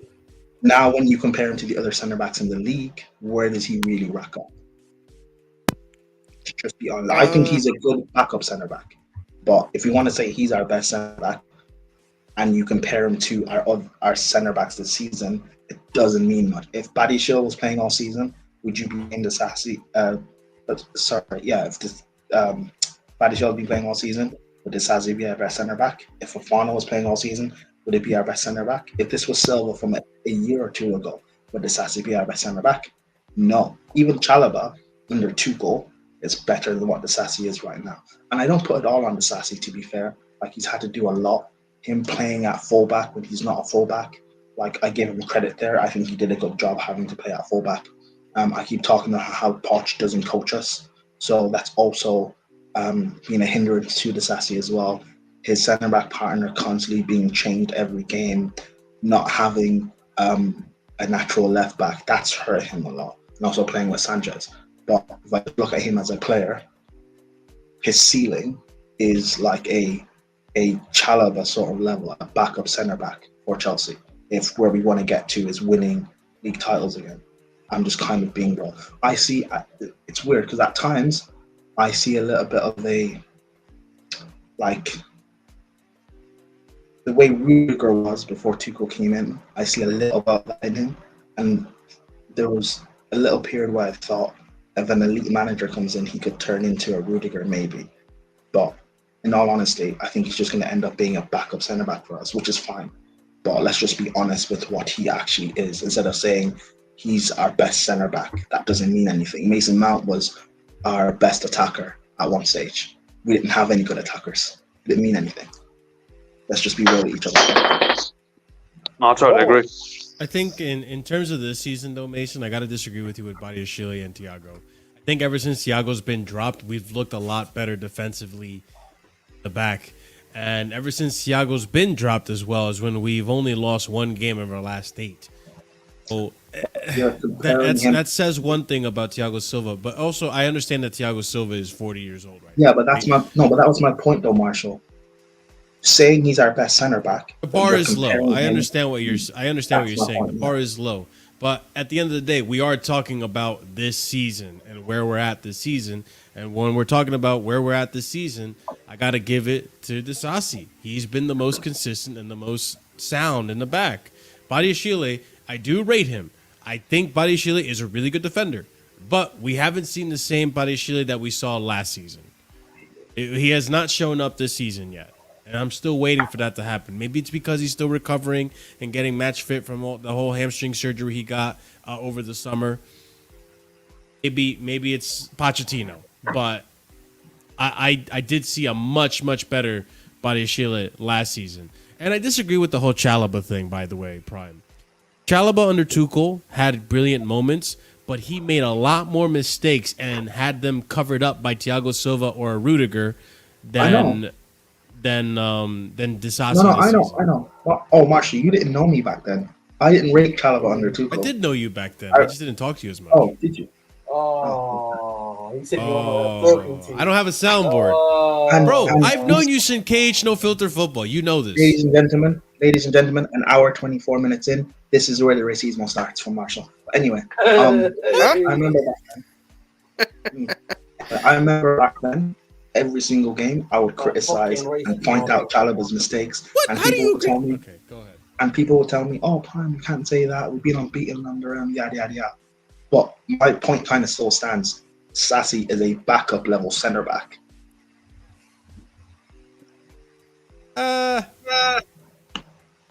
Whoa. If we're comparing it to like Christensen and like Rudiger, then yes. I compare him to Chalobah, and I think No, Backup level Chalobah's a backup. Chalobah's Chalobah's a definitely a backup. backup. so is the Sassy. Chalobah is the last on the list of center So is backs. the Sassy. No, so is the Sassy though. No. There can only be What? one last place. Right now, it's Fofana's in last, then it's Chalobah. No, if Fofana and Badiashile were both fit this season playing, the Sassy would not be getting these minutes. Wait. It depends on what Badiashile you we're talking about. If we're talking about Badiashile last season, which we haven't seen this season, then I agree with you. But this season, the Badiashile we've seen sits bench and the Sassy plays.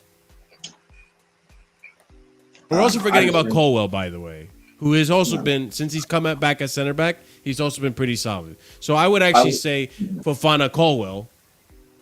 Oh yeah, I forgot about Corwell. Yeah. Again, I want to see the Sassy under a better coach. I want to see him under a better coach. But doesn't Marshall like the Sassy? What? You like the Sassy, then Marshall? Yeah. I've never disliked the guy. I feel like the slander against the Sassy has been so unfair since he's come to the club. But you will slander Listen, other players.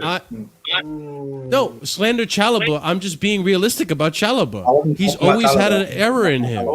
But when is Nicholas Jackson? Nicholas Jackson, I've always said, his man is too touchy. And now he's not touchy anymore. He's Nicholas less touchy Jackson right now. Oh, Don't worry, man. Listen, man. We're exposing you fraud. Yeah, man. That fraud, Marshall. The frauds will be exposed at the end of the season. Ahmed Abdi. But if Jackson played for Spain instead of Senegal, If Jackson could say, yeah, hola, me for Jackson, he would be getting, you know what I mean?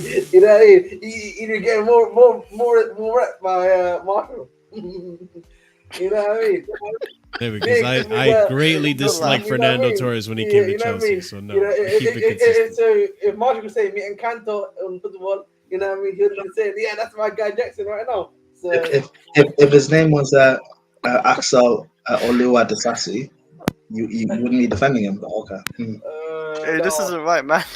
You guys are fucked up. You know what it is, man. You guys are fucked up. This ain't right. It's called Axelinho. You guys are the worst. You know what And what sucks worse is I don't even have my soundboard, so I can't fight back. You know what I Man, mean? I'm naked out here. Pause. Okay. Oh, you're naked. What do you wait? Why'd you say it like that? You ain't got no soundboard. No, you're naked. You're naked. What do you mean? What do you mean by that? When we expose you, when we expose your racism, now you're naked. Okay. Listen, I'm gonna find the minerals. I will. Listen, I personally, will comb through it and I will find the minerals. All I have to say, is that Marshall said. Oh, okay. Wow. All right. That's me. That's me finding the minerals. Yeah, minerals right there. Minerals right there. I just. Oh man. Anyways, let's discuss. His name was Alejandro the Sassy. Exactly. Caicedo today. Bringing it back to topic, boys. Caicedo Why are today. you hiding, Marshall? Stop hiding, bro. You know what I mean? I'm not hiding, man. I'm trying to run a show. You freaking saboteur. All right. Caicedo today, I think, is going under the radar. I think today Caicedo had a brilliant performance. And I need to also emphasize that today we won this game without an Enzo Fernandez. So I don't know where you guys stand on the midfield, dilemma right now. Not really a dilemma, but with the midfield selection right now. But I don't know. Do you guys feel that maybe this is an excuse for us to rest Enzo more often? not for the bigger games, but like Premier League games or against City in the FA Cup. Because let's be real, like our midfield, like Caicedo was obviously I thought he's our third best player today. Like I thought he's unreal, like you said. No, he was But great. what did Gallagher really do today? Like he had some tackles here and there. Like if Enzo was in that team today, maybe a better fully fit Enzo. Luckily he's rested today. I think he needed that rested for today. But like if Enzo's in that team, he's helping control that midfield with Caicedo a lot more. What Gallagher would offer anyway. So like it's not like we need to rest him like because he's like Burnley or Man United in the Premier League. Yes, like rotation. You got to play Gallagher now and then because we haven't got any other midfielders. Lavia's injured. Ugochukwu is injured. So you need some rotation because we can't afford to lose Enzo or especially Caicedo. This I do rate Caicedo a lot. We can't afford to lose any of those two midfielders. So you do need rotation, but like I'm not sure if you're trying to hint like, oh, do we need Enzo like as much? We definitely do. You okay? Well, I mean, yes, to a certain extent, because I feel like Enzo is being way too overplayed. And now that we have CARNEY back as well, who also had a brilliant cameo, I think we do need to play CARNEY more often. And he can play that in the 6 role. I want CARNEY as a 10 though if he comes on. I think CARNEY attacking is more effective than him in the midfield at 6. Yes, he can play as a 6. He's a tall guy and he's not weak or nothing, but he's a better going forward. So I would stick as him as a bench player, make an impact or start a few games, rotation. But like, let's not say we don't need Enzo. Like, and if Enzo in this team, we might concede less. Like, we might control that. We might still calm things down. Or you and like we might control things more if after that 2-1, Enzo and Caicedo still might calm things down and just left it like 2-1, and we might not scored more goals, but we might just sort the game out. But like Enzo has been really good this season still. Like it's not like he's been badly. It's only times when he plays badly for me is when he plays as a 10. That's when he plays really badly, or he's playing up left wing. At times position wise, like tactics, whatever Poch is doing anyway, but. Yeah, we still need Enzo. It's against the Leicester as well. We need to remember, like it's a championship team, potentially Premier League team again. Who's we? Chelsea fans, unless you're not a Chelsea fan, Arsenal or something. Oh, Chris, you're not a Chelsea fan. Why are you not telling us, bro? No, I say. Oh, okay, I can't deal with you. Oh man. Oh, you see what I got to deal with every day, Yes. boys? Yeah. We do have a very big problem here because the thing is only resting Enzo only solves half the problem because Caicedo, he himself has been playing his ass off at the same time. Like I can't remember the last game he probably missed was when he had a fever against Wolves on Christmas Eve. Unless I'm mistaken there, but to my memory, that's the last game he missed. So he has played 4 straight months, coming on 5 straight months of football. And resting Enzo is only half the equation because this guy's getting burned out as well. And that's the problem right now. We just don't have the options to rest both. And it's really, I hope it doesn't come to cost us by the end, but we're definitely walking a thin tightrope in terms of that with both of them.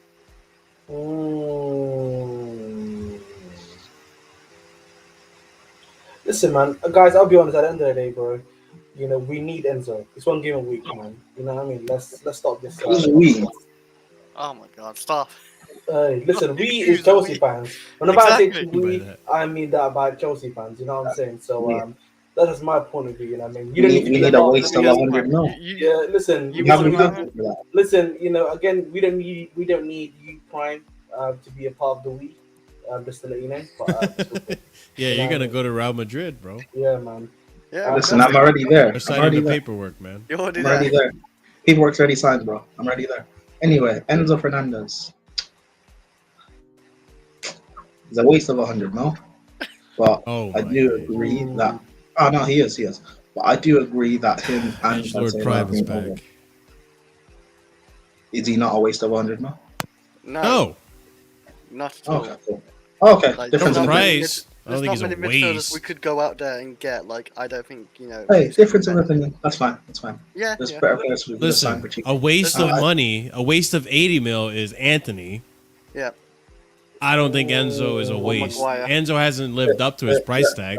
We can say that. Or Sancho. You have to compare the fact that you have to compare him with Anthony and Maguire says it all. But anyway, No. First of all, I didn't even say Maguire. Second of all, when you say the word waste, it's a very specific meaning. It doesn't mean, he's kind of okay. No, that means like you bought 80 million and you're not getting almost any return for it. We have been getting a return for Enzo. Okay, cool. Difference in wording. I'm still sticking with waste. Anyway, even though we can all admit and be honest that he is a waste of 100 mil. However, we need to bring a sin bin to Casually FC, man, for these takes. You guys should just hit him back with the who's we.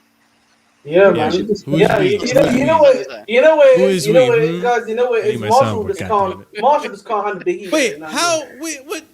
You know what I mean? Can I land, by the way? Yeah, I'm not on past I 3 don't want you words. to land, but okay. Even though we all agree, barring Marshall, Marshall's an easy one, so it doesn't matter. Who cares what Marshall thinks? He's a bit of an Ismo. What'd you call me, man?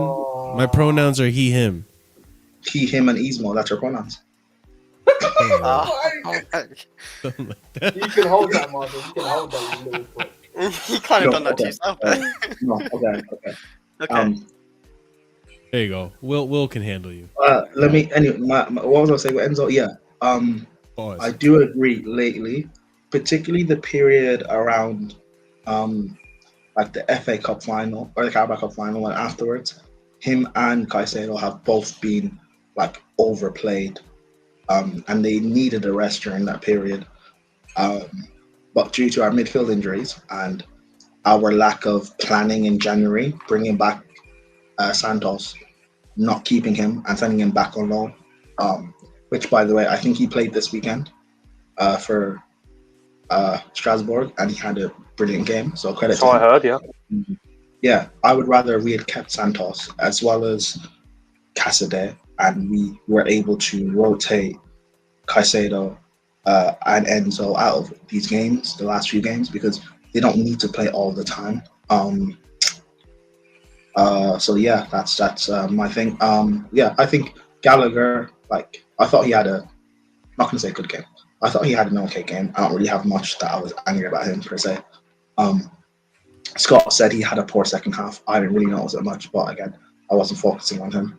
I think Caicedo had a good performance, but again, this a game against Leicester, where a championship side, is not going to be the game I'm going to use to show how brilliant he is. I'll be real. But yeah, that's it. And also, people shouldn't get like triggered about me saying that I don't think he's worth 100 mil. But that's just what I think. Let him know, man. You know, there's a lot of haters, Realistically, man. no one's worth 100 mils. I don't. It is what it is. Let him know. The hymns, man, that's too much. Yeah, man. Listen, man. That Rice is better than both, but anyway. Spitting facts, man. Spitting facts, my guy, man. Spitting facts. You know what I mean? Ahmed. Marshall, why did you disappear, I want to Marshall? hear it, Ahmed. I want to hear it. Listen, You were bro, mate. Declan Rice hater, Ahmed. I know you were. Listen, man. Hey, Declan Rice Listen. can play too, man. What? Sorry, what did you say? Can you repeat Declan that, Rice please? is a good player too. No, he's not, man. He's a fraud. He's a fraud as well. You know what I mean? That's because he's a one-season wonder. He's a one-season I wonder. don't think it's a one-season. I don't think it's a one-season wonder. He's a one-season. Declan Rice. Isn't this his 5th season? Declan Rice is not. If Declan Rice is on season one, what's Caicedo and Enzo? They're minor season wonders. You know what I mean? Not yet. You know what I mean? Guys, like, chill out, boys. Chill out. You know what I mean? We're getting there. Nah, listen. Honestly, you know, trolling aside, of course. Like, honestly, I wasn't trolling. Listen, yeah, we needed backups, right? But the reality is, yeah, we know why we didn't get any backups in it, because, you know, We got did fucked. sign backups, Ahmed. It's just it happened. Those players got injured. Those backups all got injured. No, because of Mr. Mauricio Pochettino. That's why they got injured. Come on, please. It's a possibility, Hey, but like trust in it's not Cobham, like man. Trust in Cobham. it's not like Lavia's got injured before. Yeah. though, right? Listen. I said that, by the way. Will. I was one of the main activists, yeah, for Alex and for Matos. You know what I mean? There's someone here who's now hiding and looking at himself. Yeah, we said, Matos can't play that. Oh man, you don't know ball. Man's gonna I'll be play real, that. man. I'll be real. We could have done with Ampadu this season, but hear me out, you know. But The Welsh Wait, Hullet. Ahmed, The Welsh Ahmed. Hullet. Ahmed. Matos, is he Wait, Chris, did you just call him the Welsh Hullet? Yeah, the Welsh Hullet, man. Oh my god. Ahmed, look at the screen. You don't know. You can play centre back, you can play Yes, DM. yes. Is Matos? I am Matos going to this start color? implementing a Yeah, sin bin man, to come casually on, bro. FC. You know, bro. Ladies I and told you, gents, bro. You know, I told. Listen, you know what? Uncle I'm gonna ask Chiku- chat. can I be Uncle real? Can I Chiku- honestly? One second. But before you go, Uncle Chico, I was telling him, just came back, just had a hamstring injury, but we throw him in there. Come on, Matos. Come on, Poch. Use the ring. And Marshall Cash was like, how he can't play there though? He can't play there. You know what I mean? Oh, he's an attacking player, but he's playing there for Huddersfield right now. See evolution. You know what I mean? Jackson. No, Ahmed. Matos. Next time you should lead with Matos. He's European. He's European, so maybe. Yeah, maybe, man. I'll be real, Yeah. guys. Matos, compared to our other cold midfielders we let go, I'm not moved, man. I can't lie. Compared to Gilmore, we let go. Not Marshall. Don't do that. Yeah, Don't do Gilmore's a that. great player. Compared to Don't do Ampadu in that. DM, Yeah, compared Ampadu's pretty to- decent. Ampadu has been one of the best players in the league this season, man. In the championship, he's been playing really well. Yeah, he's been solid. Yeah, Marshall big up away. Cobham, man. Big I've up had a little bit to drink, so we're on the Cobham hype. You know? Yes. We don't condone. Didn't I say this in Discord earlier? Guys, on a scale of 1 to 10, how white girl whiskey I'm not do you think actually Will's going to drunk. be? I'm not that drunk. Okay, but I did Can I ask just though, say, Will. I speak for the panel where we don't condone underage drinking. Who's we? Well, whoa, Underage. what do you mean? Who's? Oh, Marshall condones underage drinking. I don't. guys, Yeah. I am in Europe. I can legally drink. Okay, in Yes, Europe, I can Marshall. legally drink. The Yeah, thing he with can. He's not Marshall American. that we need to realize, guys, is he's a non-alcoholic in it. So you know, Marshall, man. Condone the behavior. Everyone should have alcohol. Every single. Mm. Well, I do not discriminate. Can I just say? And I know you guys have. Now you don't discriminate. Okay. I know that you've been talking about this. Clearly a I'm- blatant seismo, according to you. I'm actually on board with the youth model now. I've thought about it for a while. I'm on board, man. Because Okay. A few our shots worst, again. our worst Look. players seem to be the more experienced ones. Sanchez, Sterling, awful, trash. Alright, fair enough. The You youth notice players, how Chris named two of the. Never mind. Chilwell, I think trash. 'cause you called him Chris. Is our only great experienced player James? Really, Reece James like 24, isn't he? he's experienced though. He's And been around for like Kuku's 4 or as well. 5 years. Kuku's a good experienced player too. Oh yeah, and You- Kunku, but he can't. He never plays. So He's never you- played. you- So it's hard to say. You think an overweight player is our best player? Oh, he is. Hey, he is he's an not All right, overweight. I definitely need to bring in a sin bin. Actually, Yeah, no. Ladies and gents in the I've got- poll, vote for the sin bin. I would Okay? have voted yes, man. I've got a question. I've got a real question, by the way. It's not trolling. Okay. Based on pure ability, is Cole Palmer better than Reece James? no. Why I was would you, listening to win- a podcast on my Oh, okay. before the stream started and stuff, and they were saying they were going through like the best player on each team in the Premier League, and they were talking about Cole Palmer versus Reece James. Just yeah. I'll be real. Enzo's got more talent than both of them, by the way. Like natural ability, I think Enzo. I think Reece James is one of the most talented players also in Chelsea, but like I don't know, like you can't. It's hard to compare a winger with a right back. You know, We're you talking expect about pure ability, by the way, not fitness and weight issues, just ability. Reece. Yes, I know. But Reece James got a great touch, obviously, a great cross, a great ping. Like you know, he can ping it from miles out. He's got a great shooting technique as well for a right back as well. Like it's very good. Like he can do just Reece as is a good as, like, most- generational right back talent, by the way. Yeah, There's only one other that can compare to him, and that's Trent. So I think I would have to say Reece. he's better than Trent still though for me because he can. Do No, but I he's mean, got a like, mixture of all of it. I think Trent has certain attributes. He's more on the variable, ball at that least. is just special. That's just special. Yeah, no, yeah, his. I can't lie, Chris. his- Trent's availability this season's been looking a bit stinky. It is a bit stinky actually when I think about it. Yeah, it's a bit stinky Yeah. too, man. I'll be real. All the Trent goals for get injured. me, is not. I don't rate Trent as a fullback. Chris, how good is James's chest control to volley again? He's got a great chest on him, man. That chest Great control chest, is eh? great. Hey, that's his signature move, man. We can't even. Curry, please.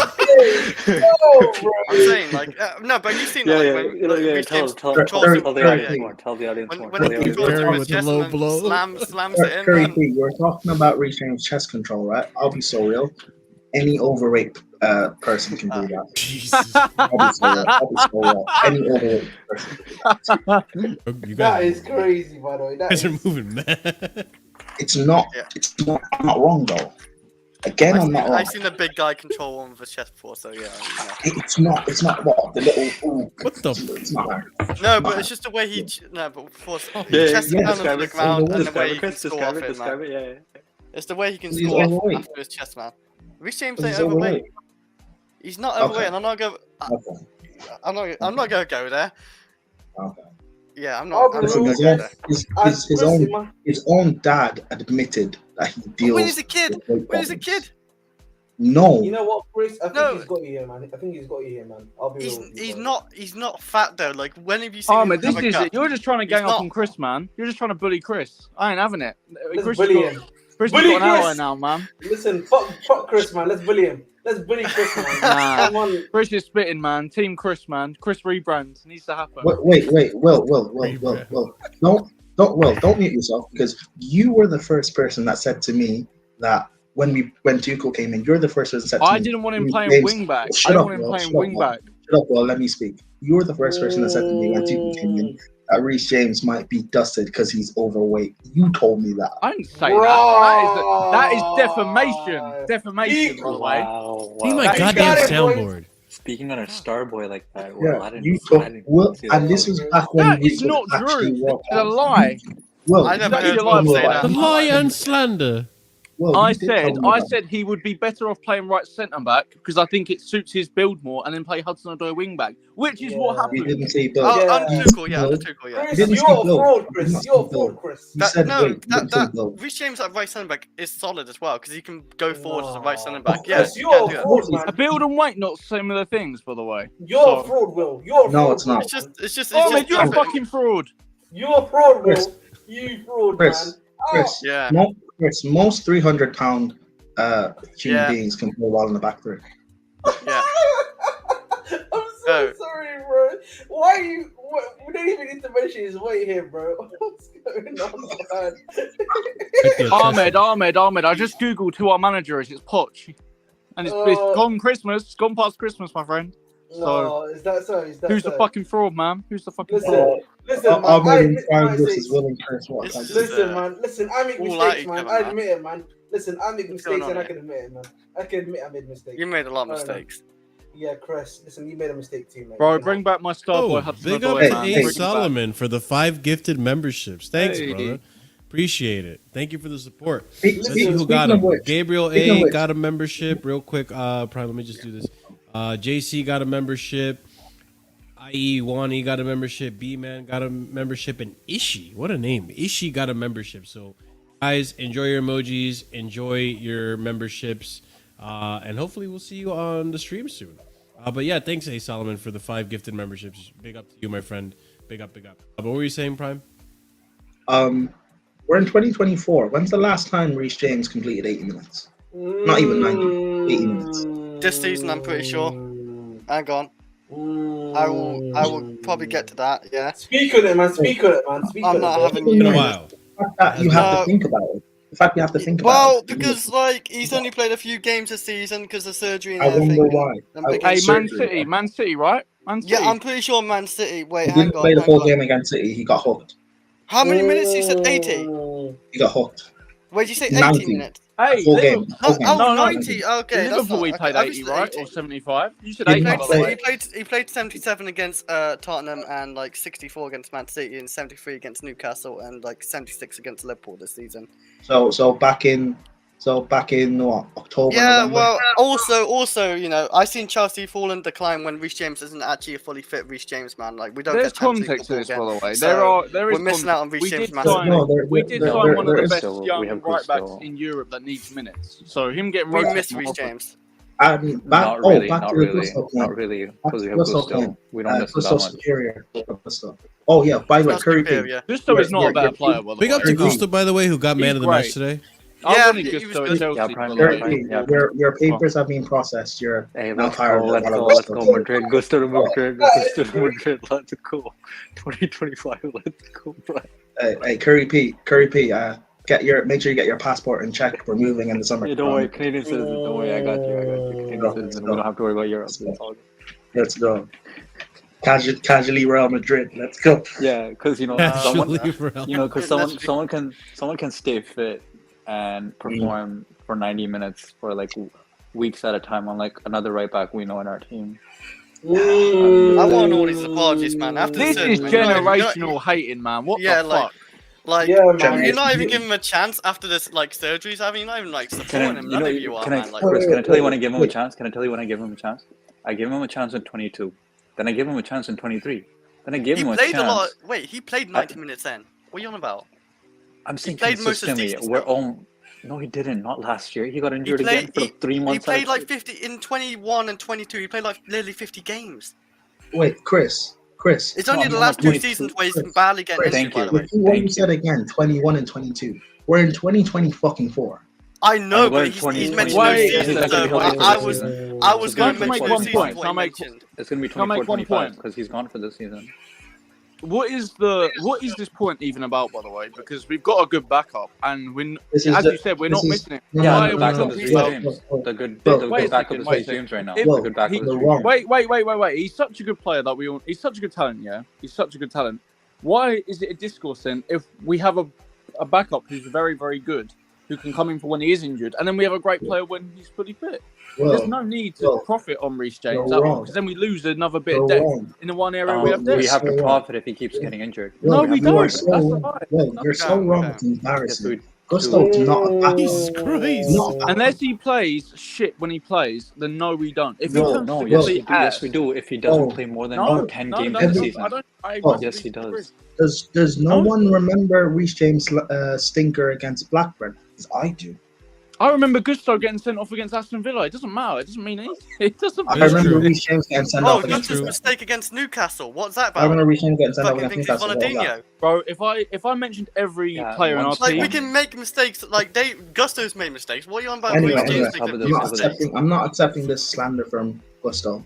there's no Well, slander of Reece James- Gusto. We You're literally kind said of we love bringing it at this Gusto. point when you go. I like Gusto No, but a lot, but like, Will, I'm sorry.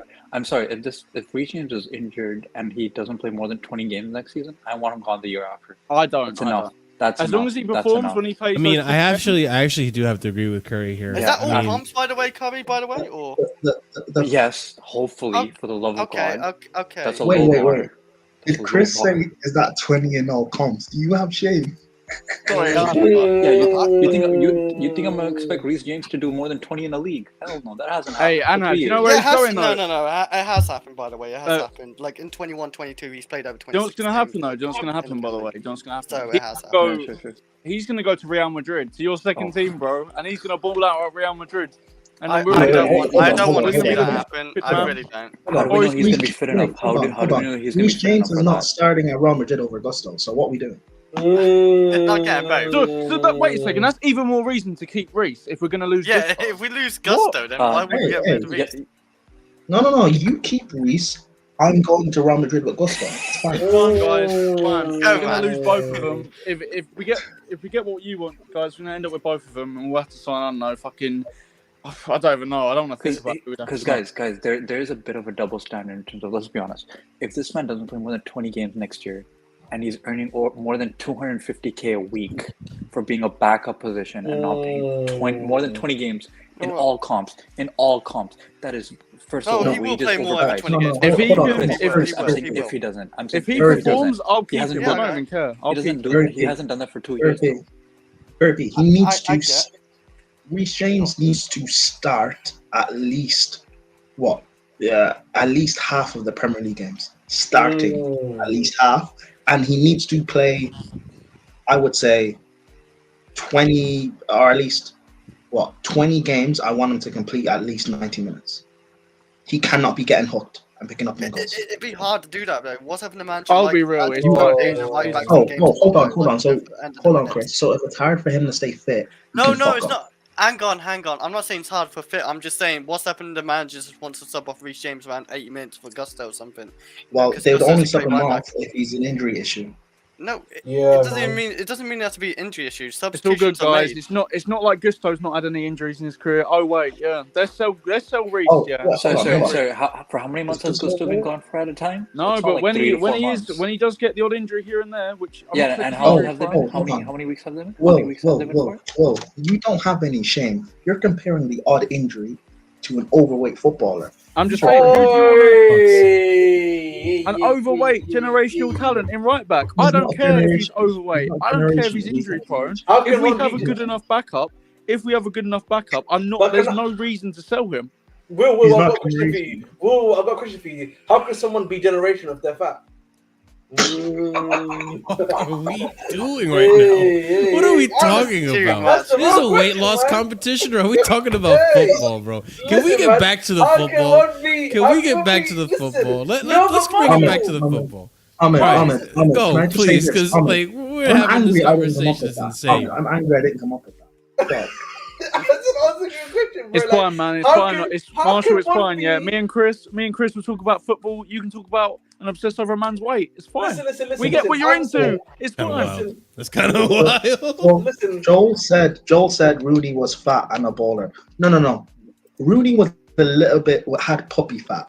Reece No, James. he's Reece Puppy James has fat. muscle. What are you talking about? Reece James has muscle. Rooney got severely I unfit wouldn't know, and okay. Yes, and peaked early. By the way, he got he pudgy, was man. finished at 28. But was Rooney injury prone? No, not really. No, but he Oh, got that's Reece, fine. wait, He Reece did have James injury. is He obviously did. he's a bit heavy, but he's not fat. Nowhere near it.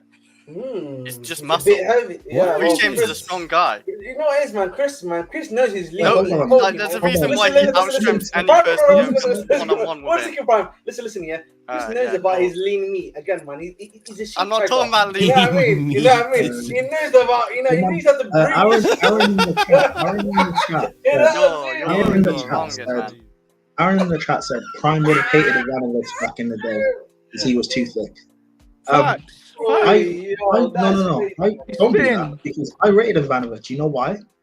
Alright, here we go. He wasn't injury prone.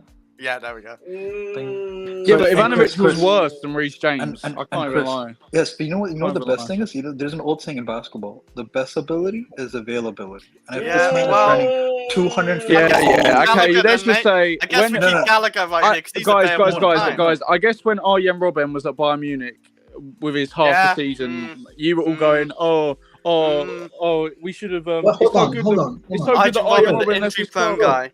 Well, no, you know what? I would take half a season of Reece James. He doesn't give me half. exactly. But you need. You keep You need. you literally keep You on need- saying, Wait You after the literally keep on surgery, saying- man. Wait after the surgery. Chris, listen guys to gotta what we're wait, saying. man. No, Chris, listen to what we're No, saying. I'm No, not no, saying no, you, Kai, by the way. I'm No, saying these two, I know, man. They're saying I he's know, finished already but before the listen to surgery. what we're but listen to what we're saying. Next season, aka after the surgery, if this man does not give me more than 20 games, That's what he you're needs to saying. leave because he is not doing less than half the games. Guys, can I And be you're real? not Can 20, That's 50K. what you're saying, but these two are just carrying on about. I be Oh, real okay. though? Do you know why I won't sell Reece? Yeah, do you know why I won't sell Reece? Okay, because all this sell him talk is great in theory, but then you have to buy a backup, and you have to buy a reliable backup who is as good as Reece when Reece is available, and that is not No, going we to happen. don't. No, we don't. Yes, no, we you don't. do. Why do You they do. need to be as good as Reece when Gusto is reliable? Because why would we want to actively downgrade? Why would we want to do that? No, we wouldn't, because any backup to Gusto we get will be an upgrade on Reece because they'd be fit. That's not that the grass isn't Not always true. greener. The grass is It not is always not greener. true. No, but well, you're right. The grass isn't always greener, but our grass right now is quicksand. No, it's not. What And the by the way- fuck, Ahmed? Deep in it, man. It's And not by the way, Chris, the logic's and by the way, logicking. Chris, by the way, Wow. Chris, Logic is what logic, Curry man. P just said about Reece, right? The Yeah. logic stuff. I've been saying that for 18 months. I've literally been saying that for 18 months, and people are getting on me and abusing me. So right now, Reece can get the abuse. Hold that. I don't care. Yeah. Wait, when have you got abused? let Like, him know, wait, bro. before Let him like know. you called him fat? You're saying because you've been calling him fat. No, for when I a was long while. bringing logic and saying Reece James is constantly getting injured, that we need to think about replacing him and maybe potentially getting I rid of him. wanted We a can get backup over to him, this. sure. People were giving me abuse. So right now, I don't care. He can hold that. All right, well, enough holding that for Reese. Let's bring it back to the game. I know. Listen. Just before you go, Marshall. God, you better No, I finish know. it. Listen, Conclude Marshall. this. End this freaking war. Listen, You all are I'm in gonna too say- many wars right now, Ahmed Abdi. You need to end this one. Listen, I'm not. Listen, I don't have another war. I'm just saying. I know that Nah, that's cool. Chris. I know that Chris knows how to hold that stuff with his sheep. Yeah. So. Nah, that's Kidding, cool. man. Hey, Marshall, All right, by the way, hey. this war with Reece is just me, by the way. Okay. Ahmed is just a spectator. It's just me.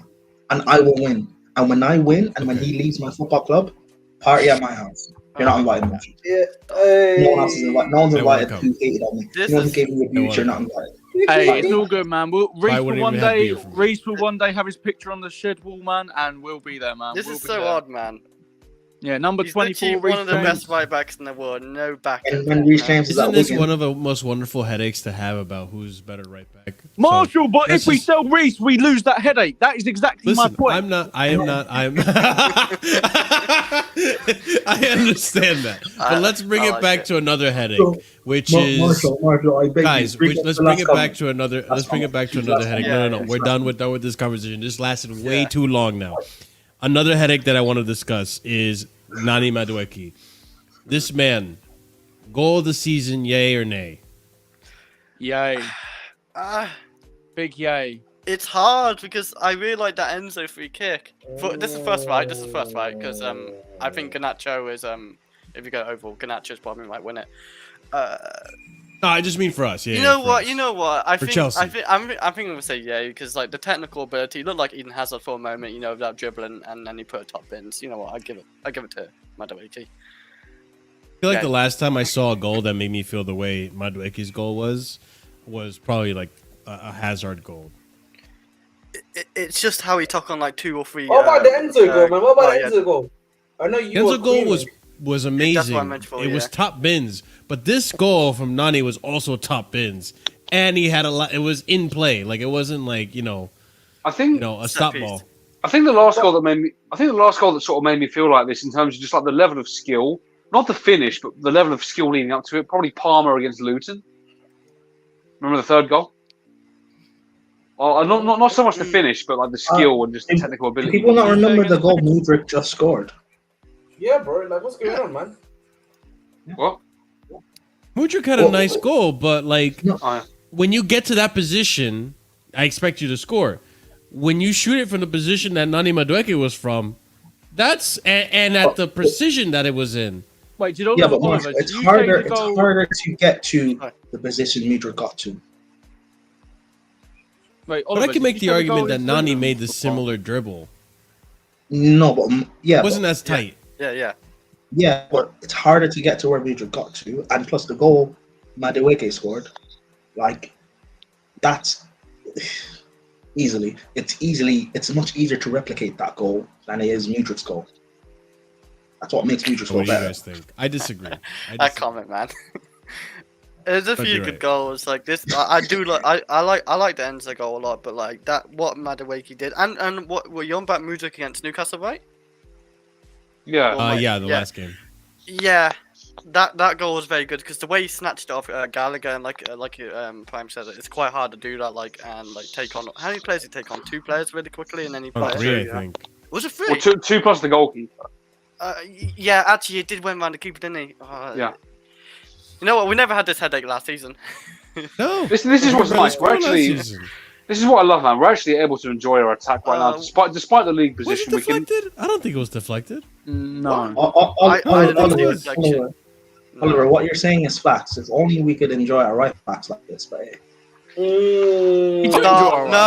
Bringing it back to the right back. Stop. Silence. I don't want to go Let's focus on Madueke. Let's Wait, I focus just on want to goal hear. of the season. I just want to hear Oliver say one thing. Oliver, was it the Luton goal, Palmer, his second goal of the game? Is that what you said earlier? I didn't hear. You know the one?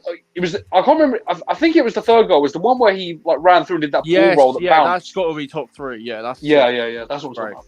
Yeah, I agree. That's got to be up there. It's great. It's great headaches, man. But goals are goal, man. We're still 10th or 11th. Thanks, Chris. We're still shit. I feel like everyone's froze. Just do it in the Right. final, please. That's what I just say to these players. Please do it in the final because you guys were a disgrace against them. Yeah, the last final week, we can talk about these nice goals, but what have we got showed at the end of the season? Is Marshall froze, or is he really standing still? Like, he's froze. Wait, Marshall's frozen. Okay, Yeah. Ahmed, let's back to Reece James. Let's Oh, go. the hijack! Oh no! No, come on, let's not bring it back to Reece James. Listen, man. I know it's fun. I know it's fun for you guys. Stop. Yeah. It's fun. It's Chris, fun. But Chris, this hate, you know why you this don't like hate it, for Chris? Reece James Chris, is sick. It's a sickness. Chris, man, you don't like it, because Why? Because you love Reece James, innit? You know what I mean? Why? That's He's my favorite player. Yes, but that's your crush, bro. That's your crush, man. You know what I mean? I That's the guy that you love, man, deeply. No, but I you know, just and don't deeply. get why you're not waiting to this after his injury. Like you're already like throwing him under the bus. It's crazy. I know it's fun, like He's fat, the man. fat Reece and this, that, the other. But Reece James is one of the best right backs in the world. You don't want to lose that. You really don't want to lose that. He's the man that Not yet, at least anyway. He's the man you love the most, isn't it, Mister? You know, man. Reece James right now is not even better than Kyle Walker. Oh my! Okay. Oh no! Be quiet. No. I have to step in now. No. What is Okay, this? guys. Marshall, Guys. come back, please. Let's see what Kyle Walker is truly watchable. Oh, once again, guys. No, Chris, I'm actually opening here, guys. Let's move from right back. I want to talk about someone in particular, and that is CARNEY Chukwuemeka. Can we Ahmed, let me cook, man. Come on, man. No. We'll come back to that. We'll come back to that. Backstage Come or on, whatever. come on, then, guys. Speak to me about CARNEY Chukwuemeka. I will start with whoever's Tuchel. Yeah, thank you, Ahmed. I appreciate it. No problem, bro. Go ahead, bro. I love CARNEY, man. I think he can be a really good part of this squad. Don't know if he's quite ready yet to start or anything like that, and I'm not going to go like over the top. But this season, when he's played in different roles, maybe more advanced, a bit more deep, he's very professional. Seems like he has a good attitude. Has worked well to go over a long-term injury, and I know Prom's going to smile when he hears the word injury and take it back to Reece. But yeah, I like what I see from CARNEY, man. He's improved a lot from the small moments we saw of him last year, and if he continues to improve, he'll be a great part of the squad. And yeah, it was a really composed finish, and he seems to have a good understanding of the game, who to pass to, what runs to make. He has good chemistry with some of the attackers, so. Yeah, he looks a player above his age when I see him play. I don't see nice, man. mistakes that. What about you? What about you? I would say, Oliver. What are your thoughts on Chukwuemeka, my friend?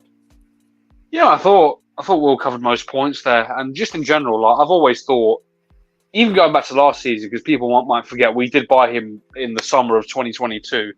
He never got a fair shake of it. Just considering how bad some of our players were, just throw him in and let's see what happens. But he's gotten his chances mostly when he's able to get on the pitch this season because he has had injuries. But he's taken it well, and I'm just dreaming, man. That I want to see Enzo Caicedo and CARNEY as a midfield three, like as a 2 6s and a 10. I'm really, really interested to see that.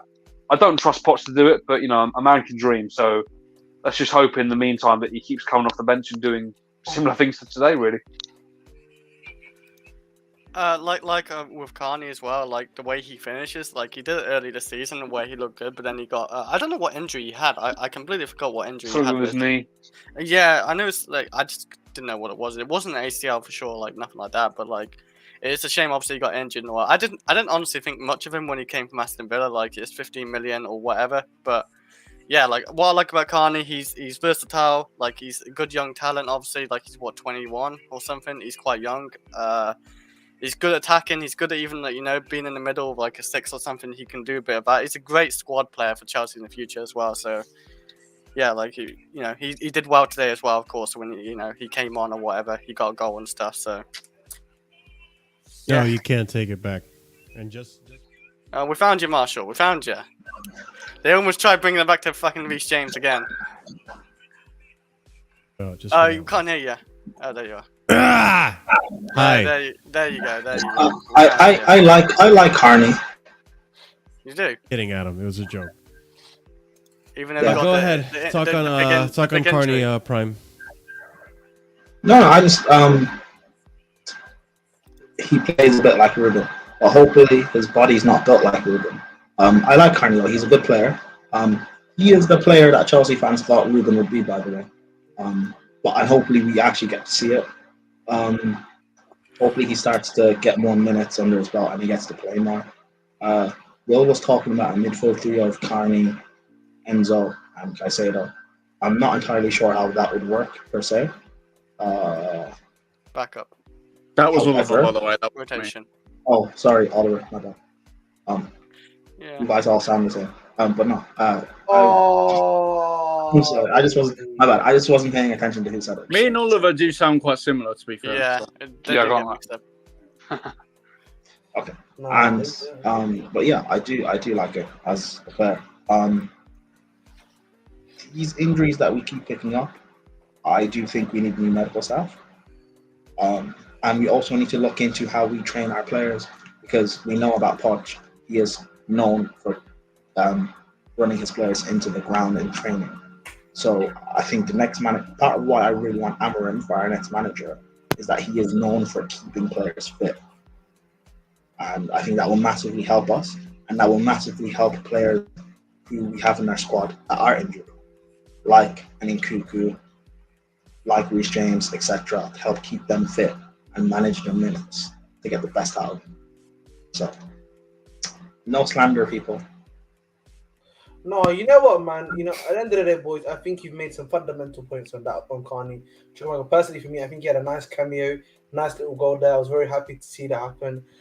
Yeah, man, let's hope he can remain fit and do some of that stuff that we like to see. But I do want to speak about. I want to real speak quick about though, one. Ahmed, just to build on what you're saying. I think one of the things that goes under the radar about Carney this guy, for a midfielder, has some really, really solid finishing. We saw it today. And prior to his injury, he had a brilliant goal as well. Obviously, I would say top 5 goals of the season. He had an absolutely wonderful goal against West Ham. So I think his definitely his finishing goes a little under the radar, which is why I want him as a number 10 because he's able to do that, unlike a Conor Gallagher. That's what I mean. Conor Gallagher could be a backup for, like, you know, as a 6 or an 8 or whatever it's going to be. But, like, Carney could be also, like, you know, a backup too. The link-up play is also there, by the way. I was going to say, yeah, his link-up play, he's a very, very smart player. He knows where to be. He knows how to link play. He knows how to be part of link play. You know, that's how he scored the goal today. Like, Palmer gave him the layoff, and he knew how to run onto it. So, yeah, he's just wise beyond his years as things stand, you know. Ahmed, what did you want to ask, bro? I want to talk about someone, you know, Pochettino. I know he hates him.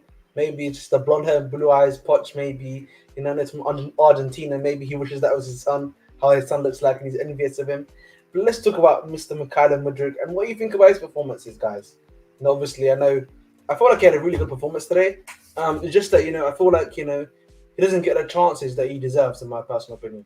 I just want That's what I'm to worried about. Like, next I've game, always he ain't gonna been, get his minutes. I've always been of the prior to these last few games that I even when Mudryk has made these cameos and had a goal or an assist here and there, he just does so much wrong on the ball that it's almost as infuriating and as frustrating as Sterling.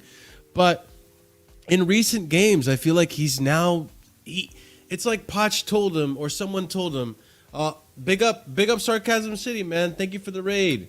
Big up to Flawless and the man over there.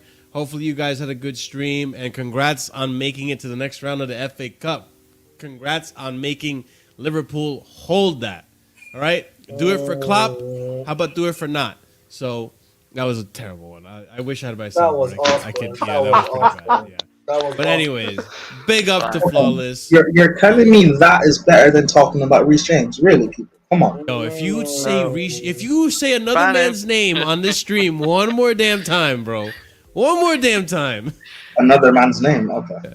Yeah. This is getting obsessive now. But no. Going back to Mikhailo Mudryk, right? He's had so many of those just idiotic moments that it seems like as of recently, I don't know who said it to him or if he's taking advice from Poch, but someone just told him like, "Hey, stop overcomplicating it. Keep it simple, bozo." And you'll get the time, you'll get the consistency, and I'm starting to see that consistency. He's got more confidence on the ball. Even today, he played left wing, and he had a little bit more, oomph to his left wing. Like he was creating something, he was making something happen at left wing when Raheem Sterling wasn't doing jack all. So, you know what? I gotta say I'm okay with Mudryk playing more games, starting more often. I think he's in good form. Keep the confidence going, and until I see something that convinces me to bench him. Just keep it that way. He's doing good. Left wing, 10, doesn't matter to me. Hey, man. Sorry, go on. No, it's all right.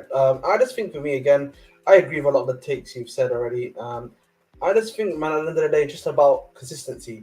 Giving him more game time for me personally is the key thing. And I just hope that, particularly with someone like Sterling, who was a below average, a failure of a player at Chelsea, that we allow Mudryk the chance to do so, to have the ability to do so, you know what I'm saying? But hey, that's just my personal opinion, of course.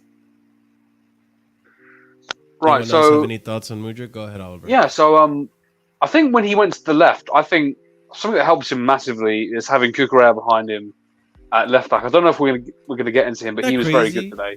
Isn't that crazy how that works? By the way, in the beginning of the season, it was the whole Drake thing.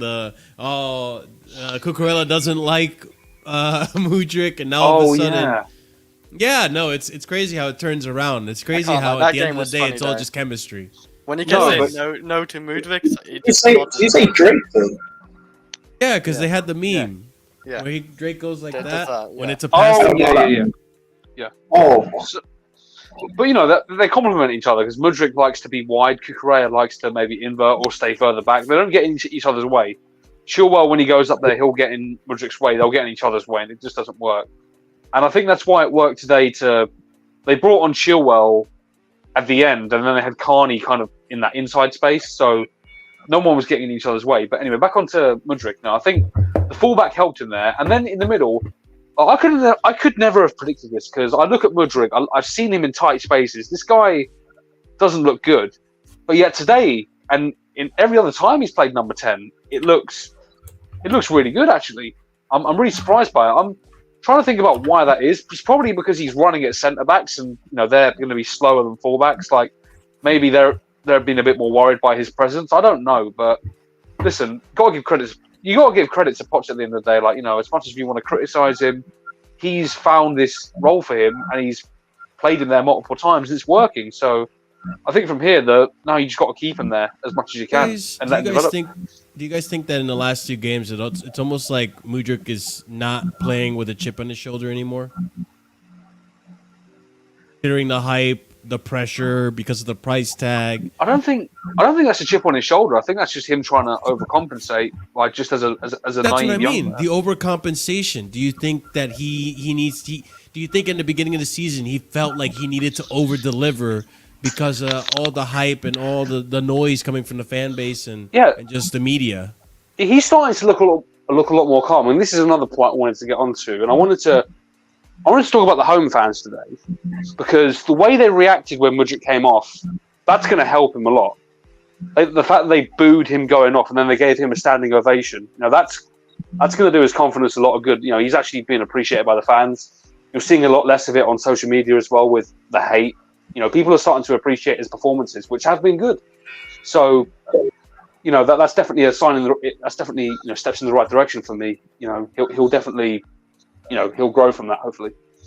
Hope so as well. Anyone else have any other thoughts on Mudryk before we move on to this player that Daniel brought up? Yeah, I like Mudryk. I still don't think he's a left winger. I don't think he's a 10. I think he's more so of a left winger. But what Oliver is saying is right, though. Like, he is... at the start, when he first came, a lot of the pressure is on him, and we know what Chelsea fans are like. If we don't kick on straight away, we'll start getting abuse, and that doesn't help him, and that will affect your performances. Similar with Jackson, by the way, where when so much pressure is on you and the abuse is on you as a young player, that can almost crumble you in a way. And particularly when you're getting blamed for bad performances in terms of the team or the team losing. Fuck you too, Jess. But lately, he's been putting in good performances, and we've seen it where he's had good performances in games where he started or off the bench, and Poch hasn't played him afterwards. But yeah, Chelsea fans have been praising him and wanting him to keep playing. So I like the fact that he's building up that confidence now, and maybe now he can get out of his head and stop overthinking it and just play based on his ability and play his actual game. So we can see how good he actually is. Because everyone's saying that he's a scrub and not good enough. We don't know, because we haven't seen enough of him. Let him keep playing games, and he building up confidence. Same with Madueke. I just think it's a bit of a.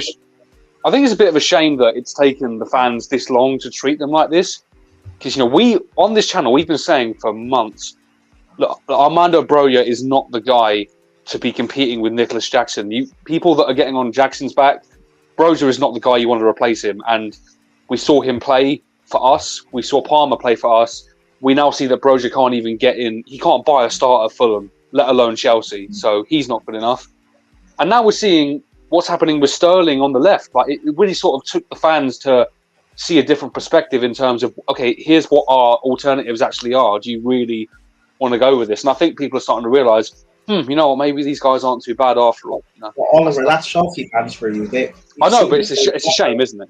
That's my point. They did this with Pulisic and Cho. They backed Cho and slandered Pulisic.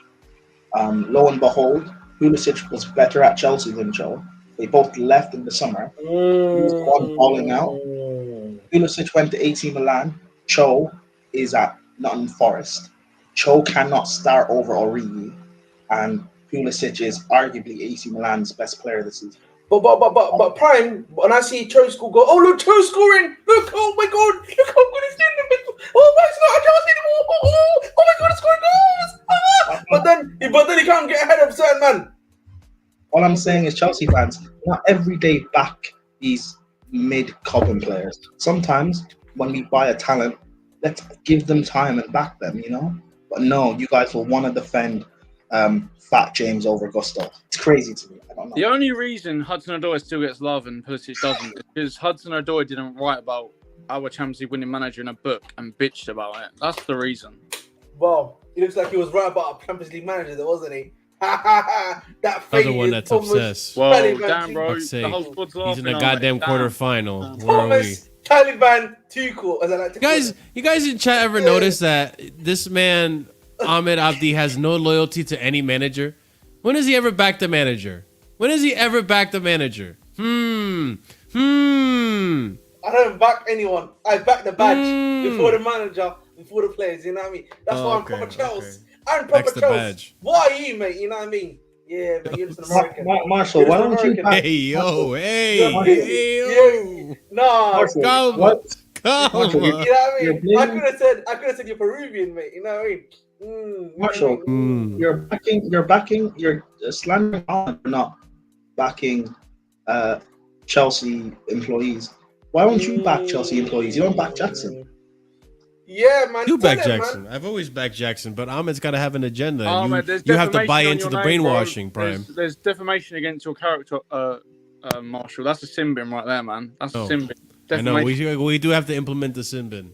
That will happen at some point. The sin bin will, I know what you're saying. Yeah, like it's happening to you, mate. Yeah, you're gonna be in the sin bin a lot. Ahmed thinks. And I'm not excluded from the sin bin, by the way, people. I will probably go. What Marshall's trying to do? He's trying to change the rules now because he can't handle the heat. Yeah. He can't handle the heat. No, there's too much waffle on this panel sometimes.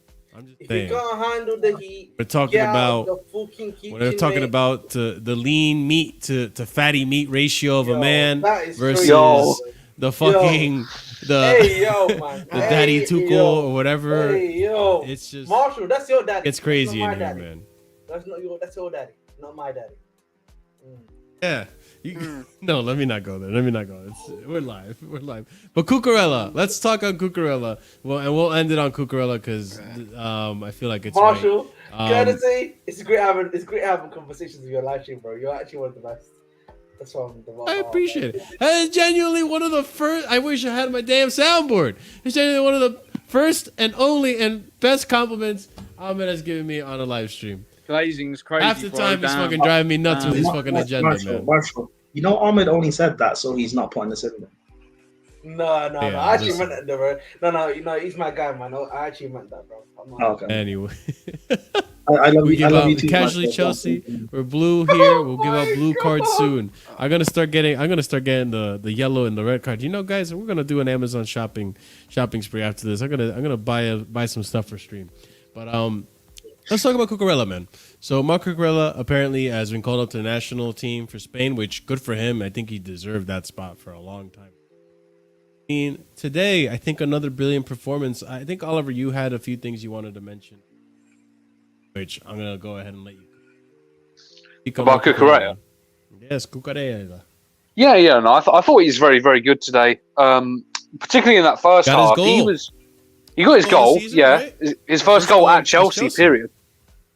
Yeah, so he did very well there to get them into the position. And obviously, we've given credit to Jackson for having the wing play to get up there and eventually feed him the ball. So good on their end. And then Cucurella just wiped up defensively really from there. You know, there was a fair few crosses to the back post, and he was just heading them all away. You know, whether it be out for throw-ins, out for corners, or just out in general. You know, he was dealing with it, making sure no one got a sneaky header on the back post.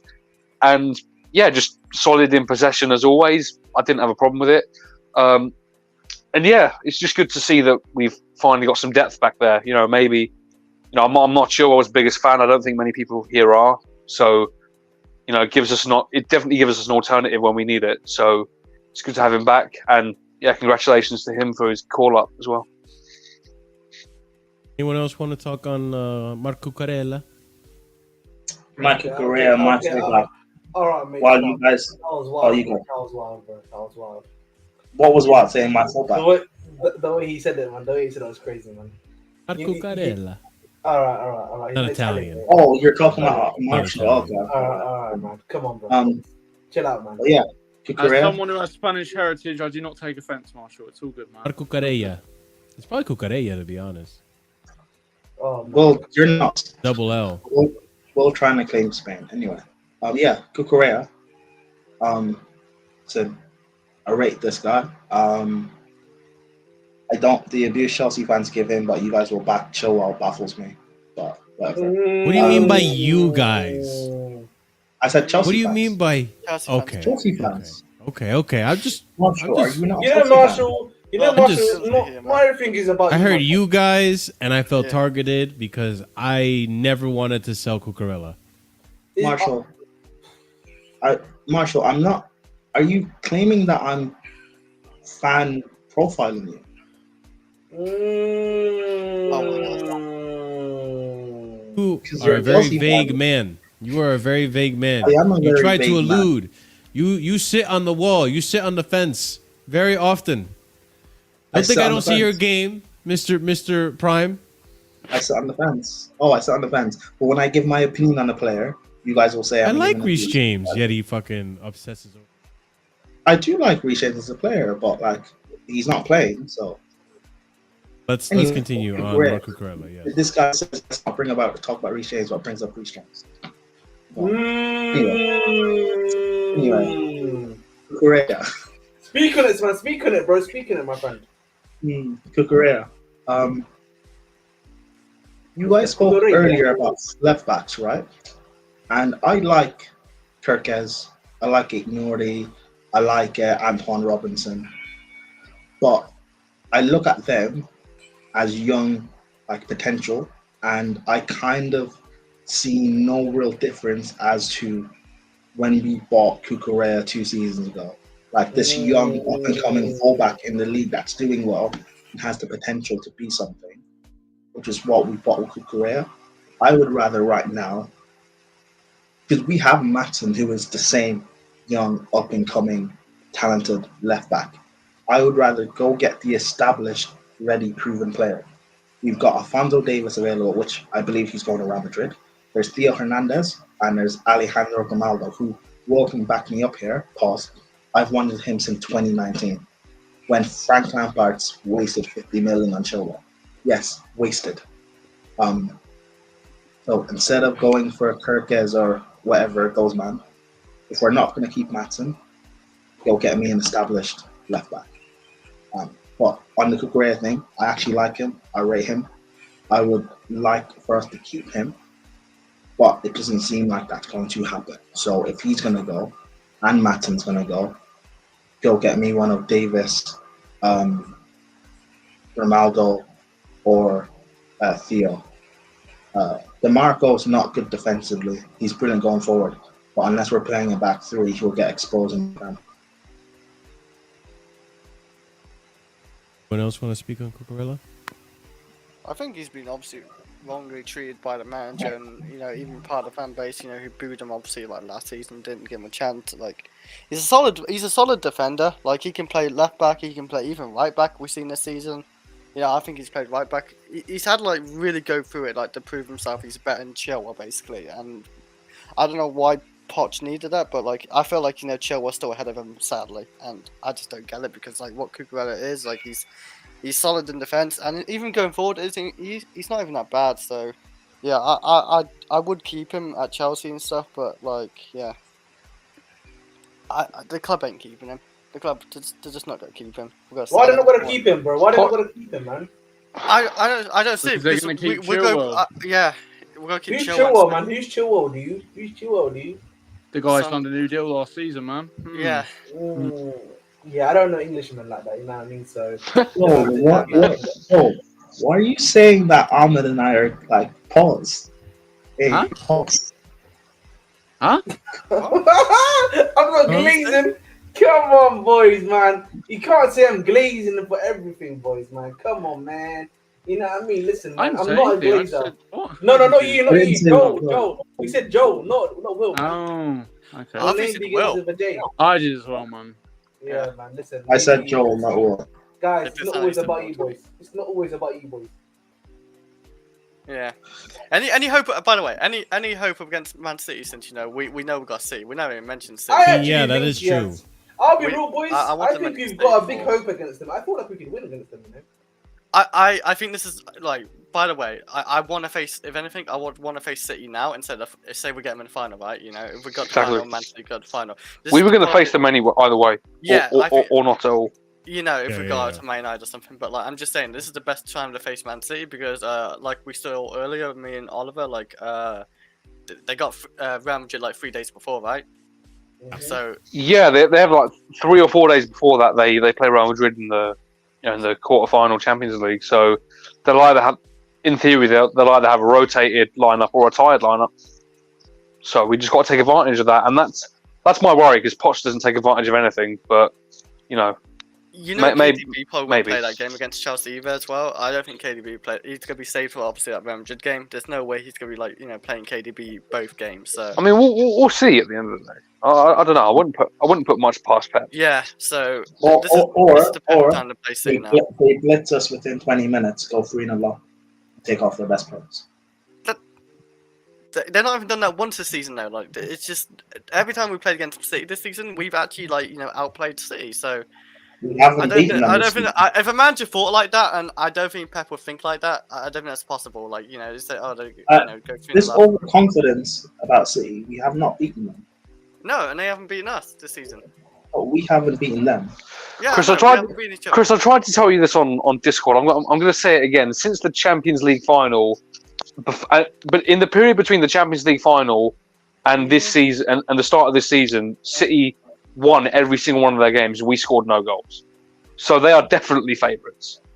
What do you mean they won every single game against us? So in the period between after we won the Champions League and before this season, so basically 2021 to mid 2023, City won all of their games against us, and we scored 0 goals. You mean the games they won then? Because we've drawn games, obviously, like since. No, not in that period I just said, Chris. We we lost every single game and we didn't score a single goal. Yeah, but that's then. Like, I mean, this season alone. I'm just talking Okay, about but this season. I'm talking about this season. to Prime's point, we haven't beaten them yet, so they are but still the favourites. It's not like they're gonna be, you know, and plus they're City. Yeah, that's what I mean. City gonna be favourites. I know for City are favourites anyway, but like. No, but people are saying we outplayed them, but we still drew. Yeah. We arguably outplayed Liverpool. You're forgetting, when look at what happened you're there. forgetting City could be playing in the Champions League and worrying about the league at the same time. Do you think they're gonna be worrying about the FA Cup? No. I don't know if anyone mentioned this because I just went to the bathroom. Right. We haven't lost a City this season. There's that factor as well.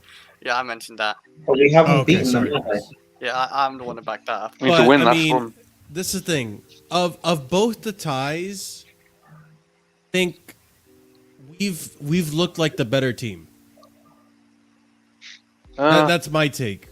Maybe the first one you could argue it's 50-50, but in the last one we should have gone out with a victory. So I think the Poch argument here does should, seem to have, before you go, Oliver, Poch does seem to have some type of notion and idea of how to get at City.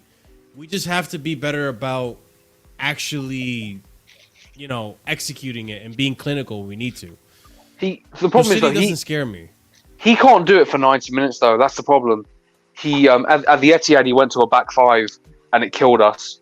It literally killed us. He brought on Cassidy, who didn't mark Rodri on that shot for the equaliser, and it's things like that. Go on, Prime. No, sorry, you finish over, and then I'll go after. So yeah, it's just the problem is even then, Oliver, Cassidy just barely mistimed the block. I know, but listen, Poch chose to put him on, and that cost us at the end of the day. And this is my thing with Poch. He makes decisions in games in terms of his game management that will take it out of our favour. We could have beaten Liverpool in the Carabao Cup final, but we decided to play for penalties. So who's to say he? And we know Poch doesn't learn his lesson. He never learns his lesson.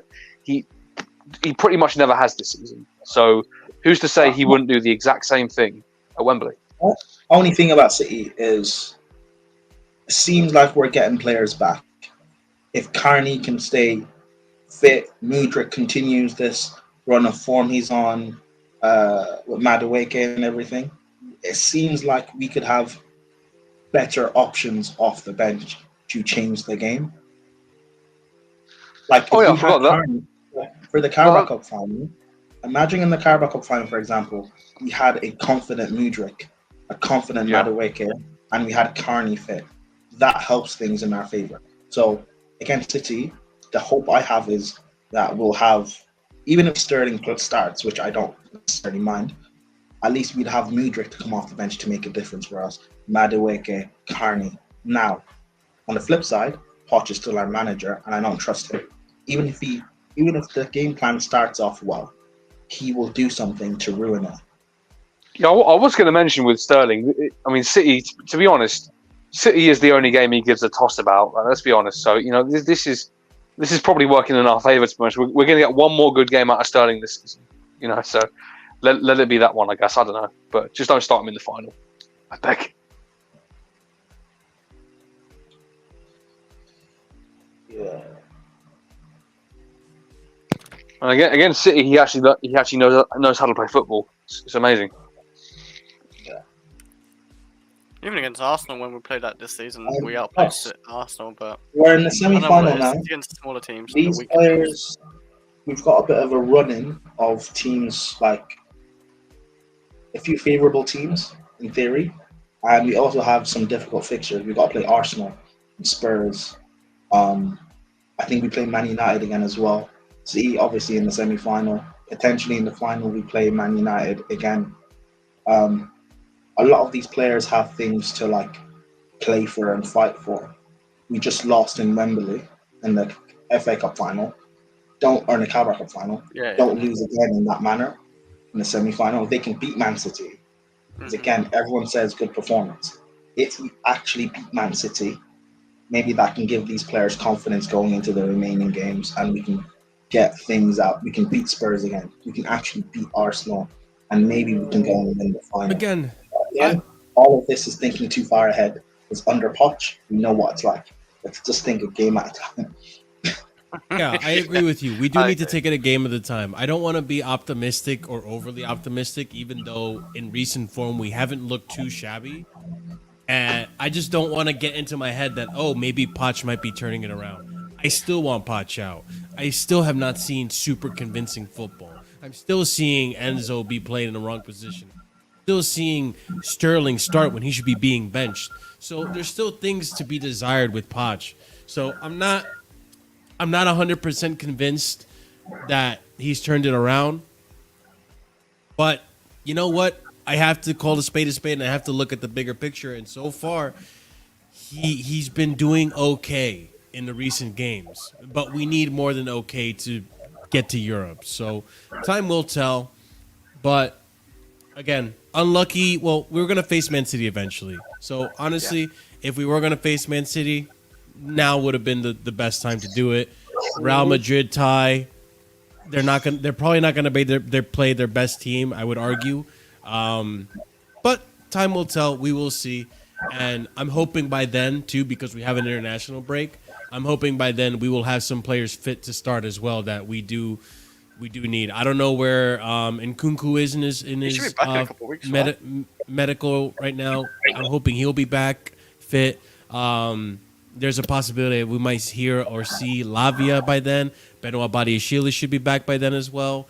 You know, there are some players that are big players for us that we could use for that game. So that being said, ladies and gentlemen, we're going to wrap it up.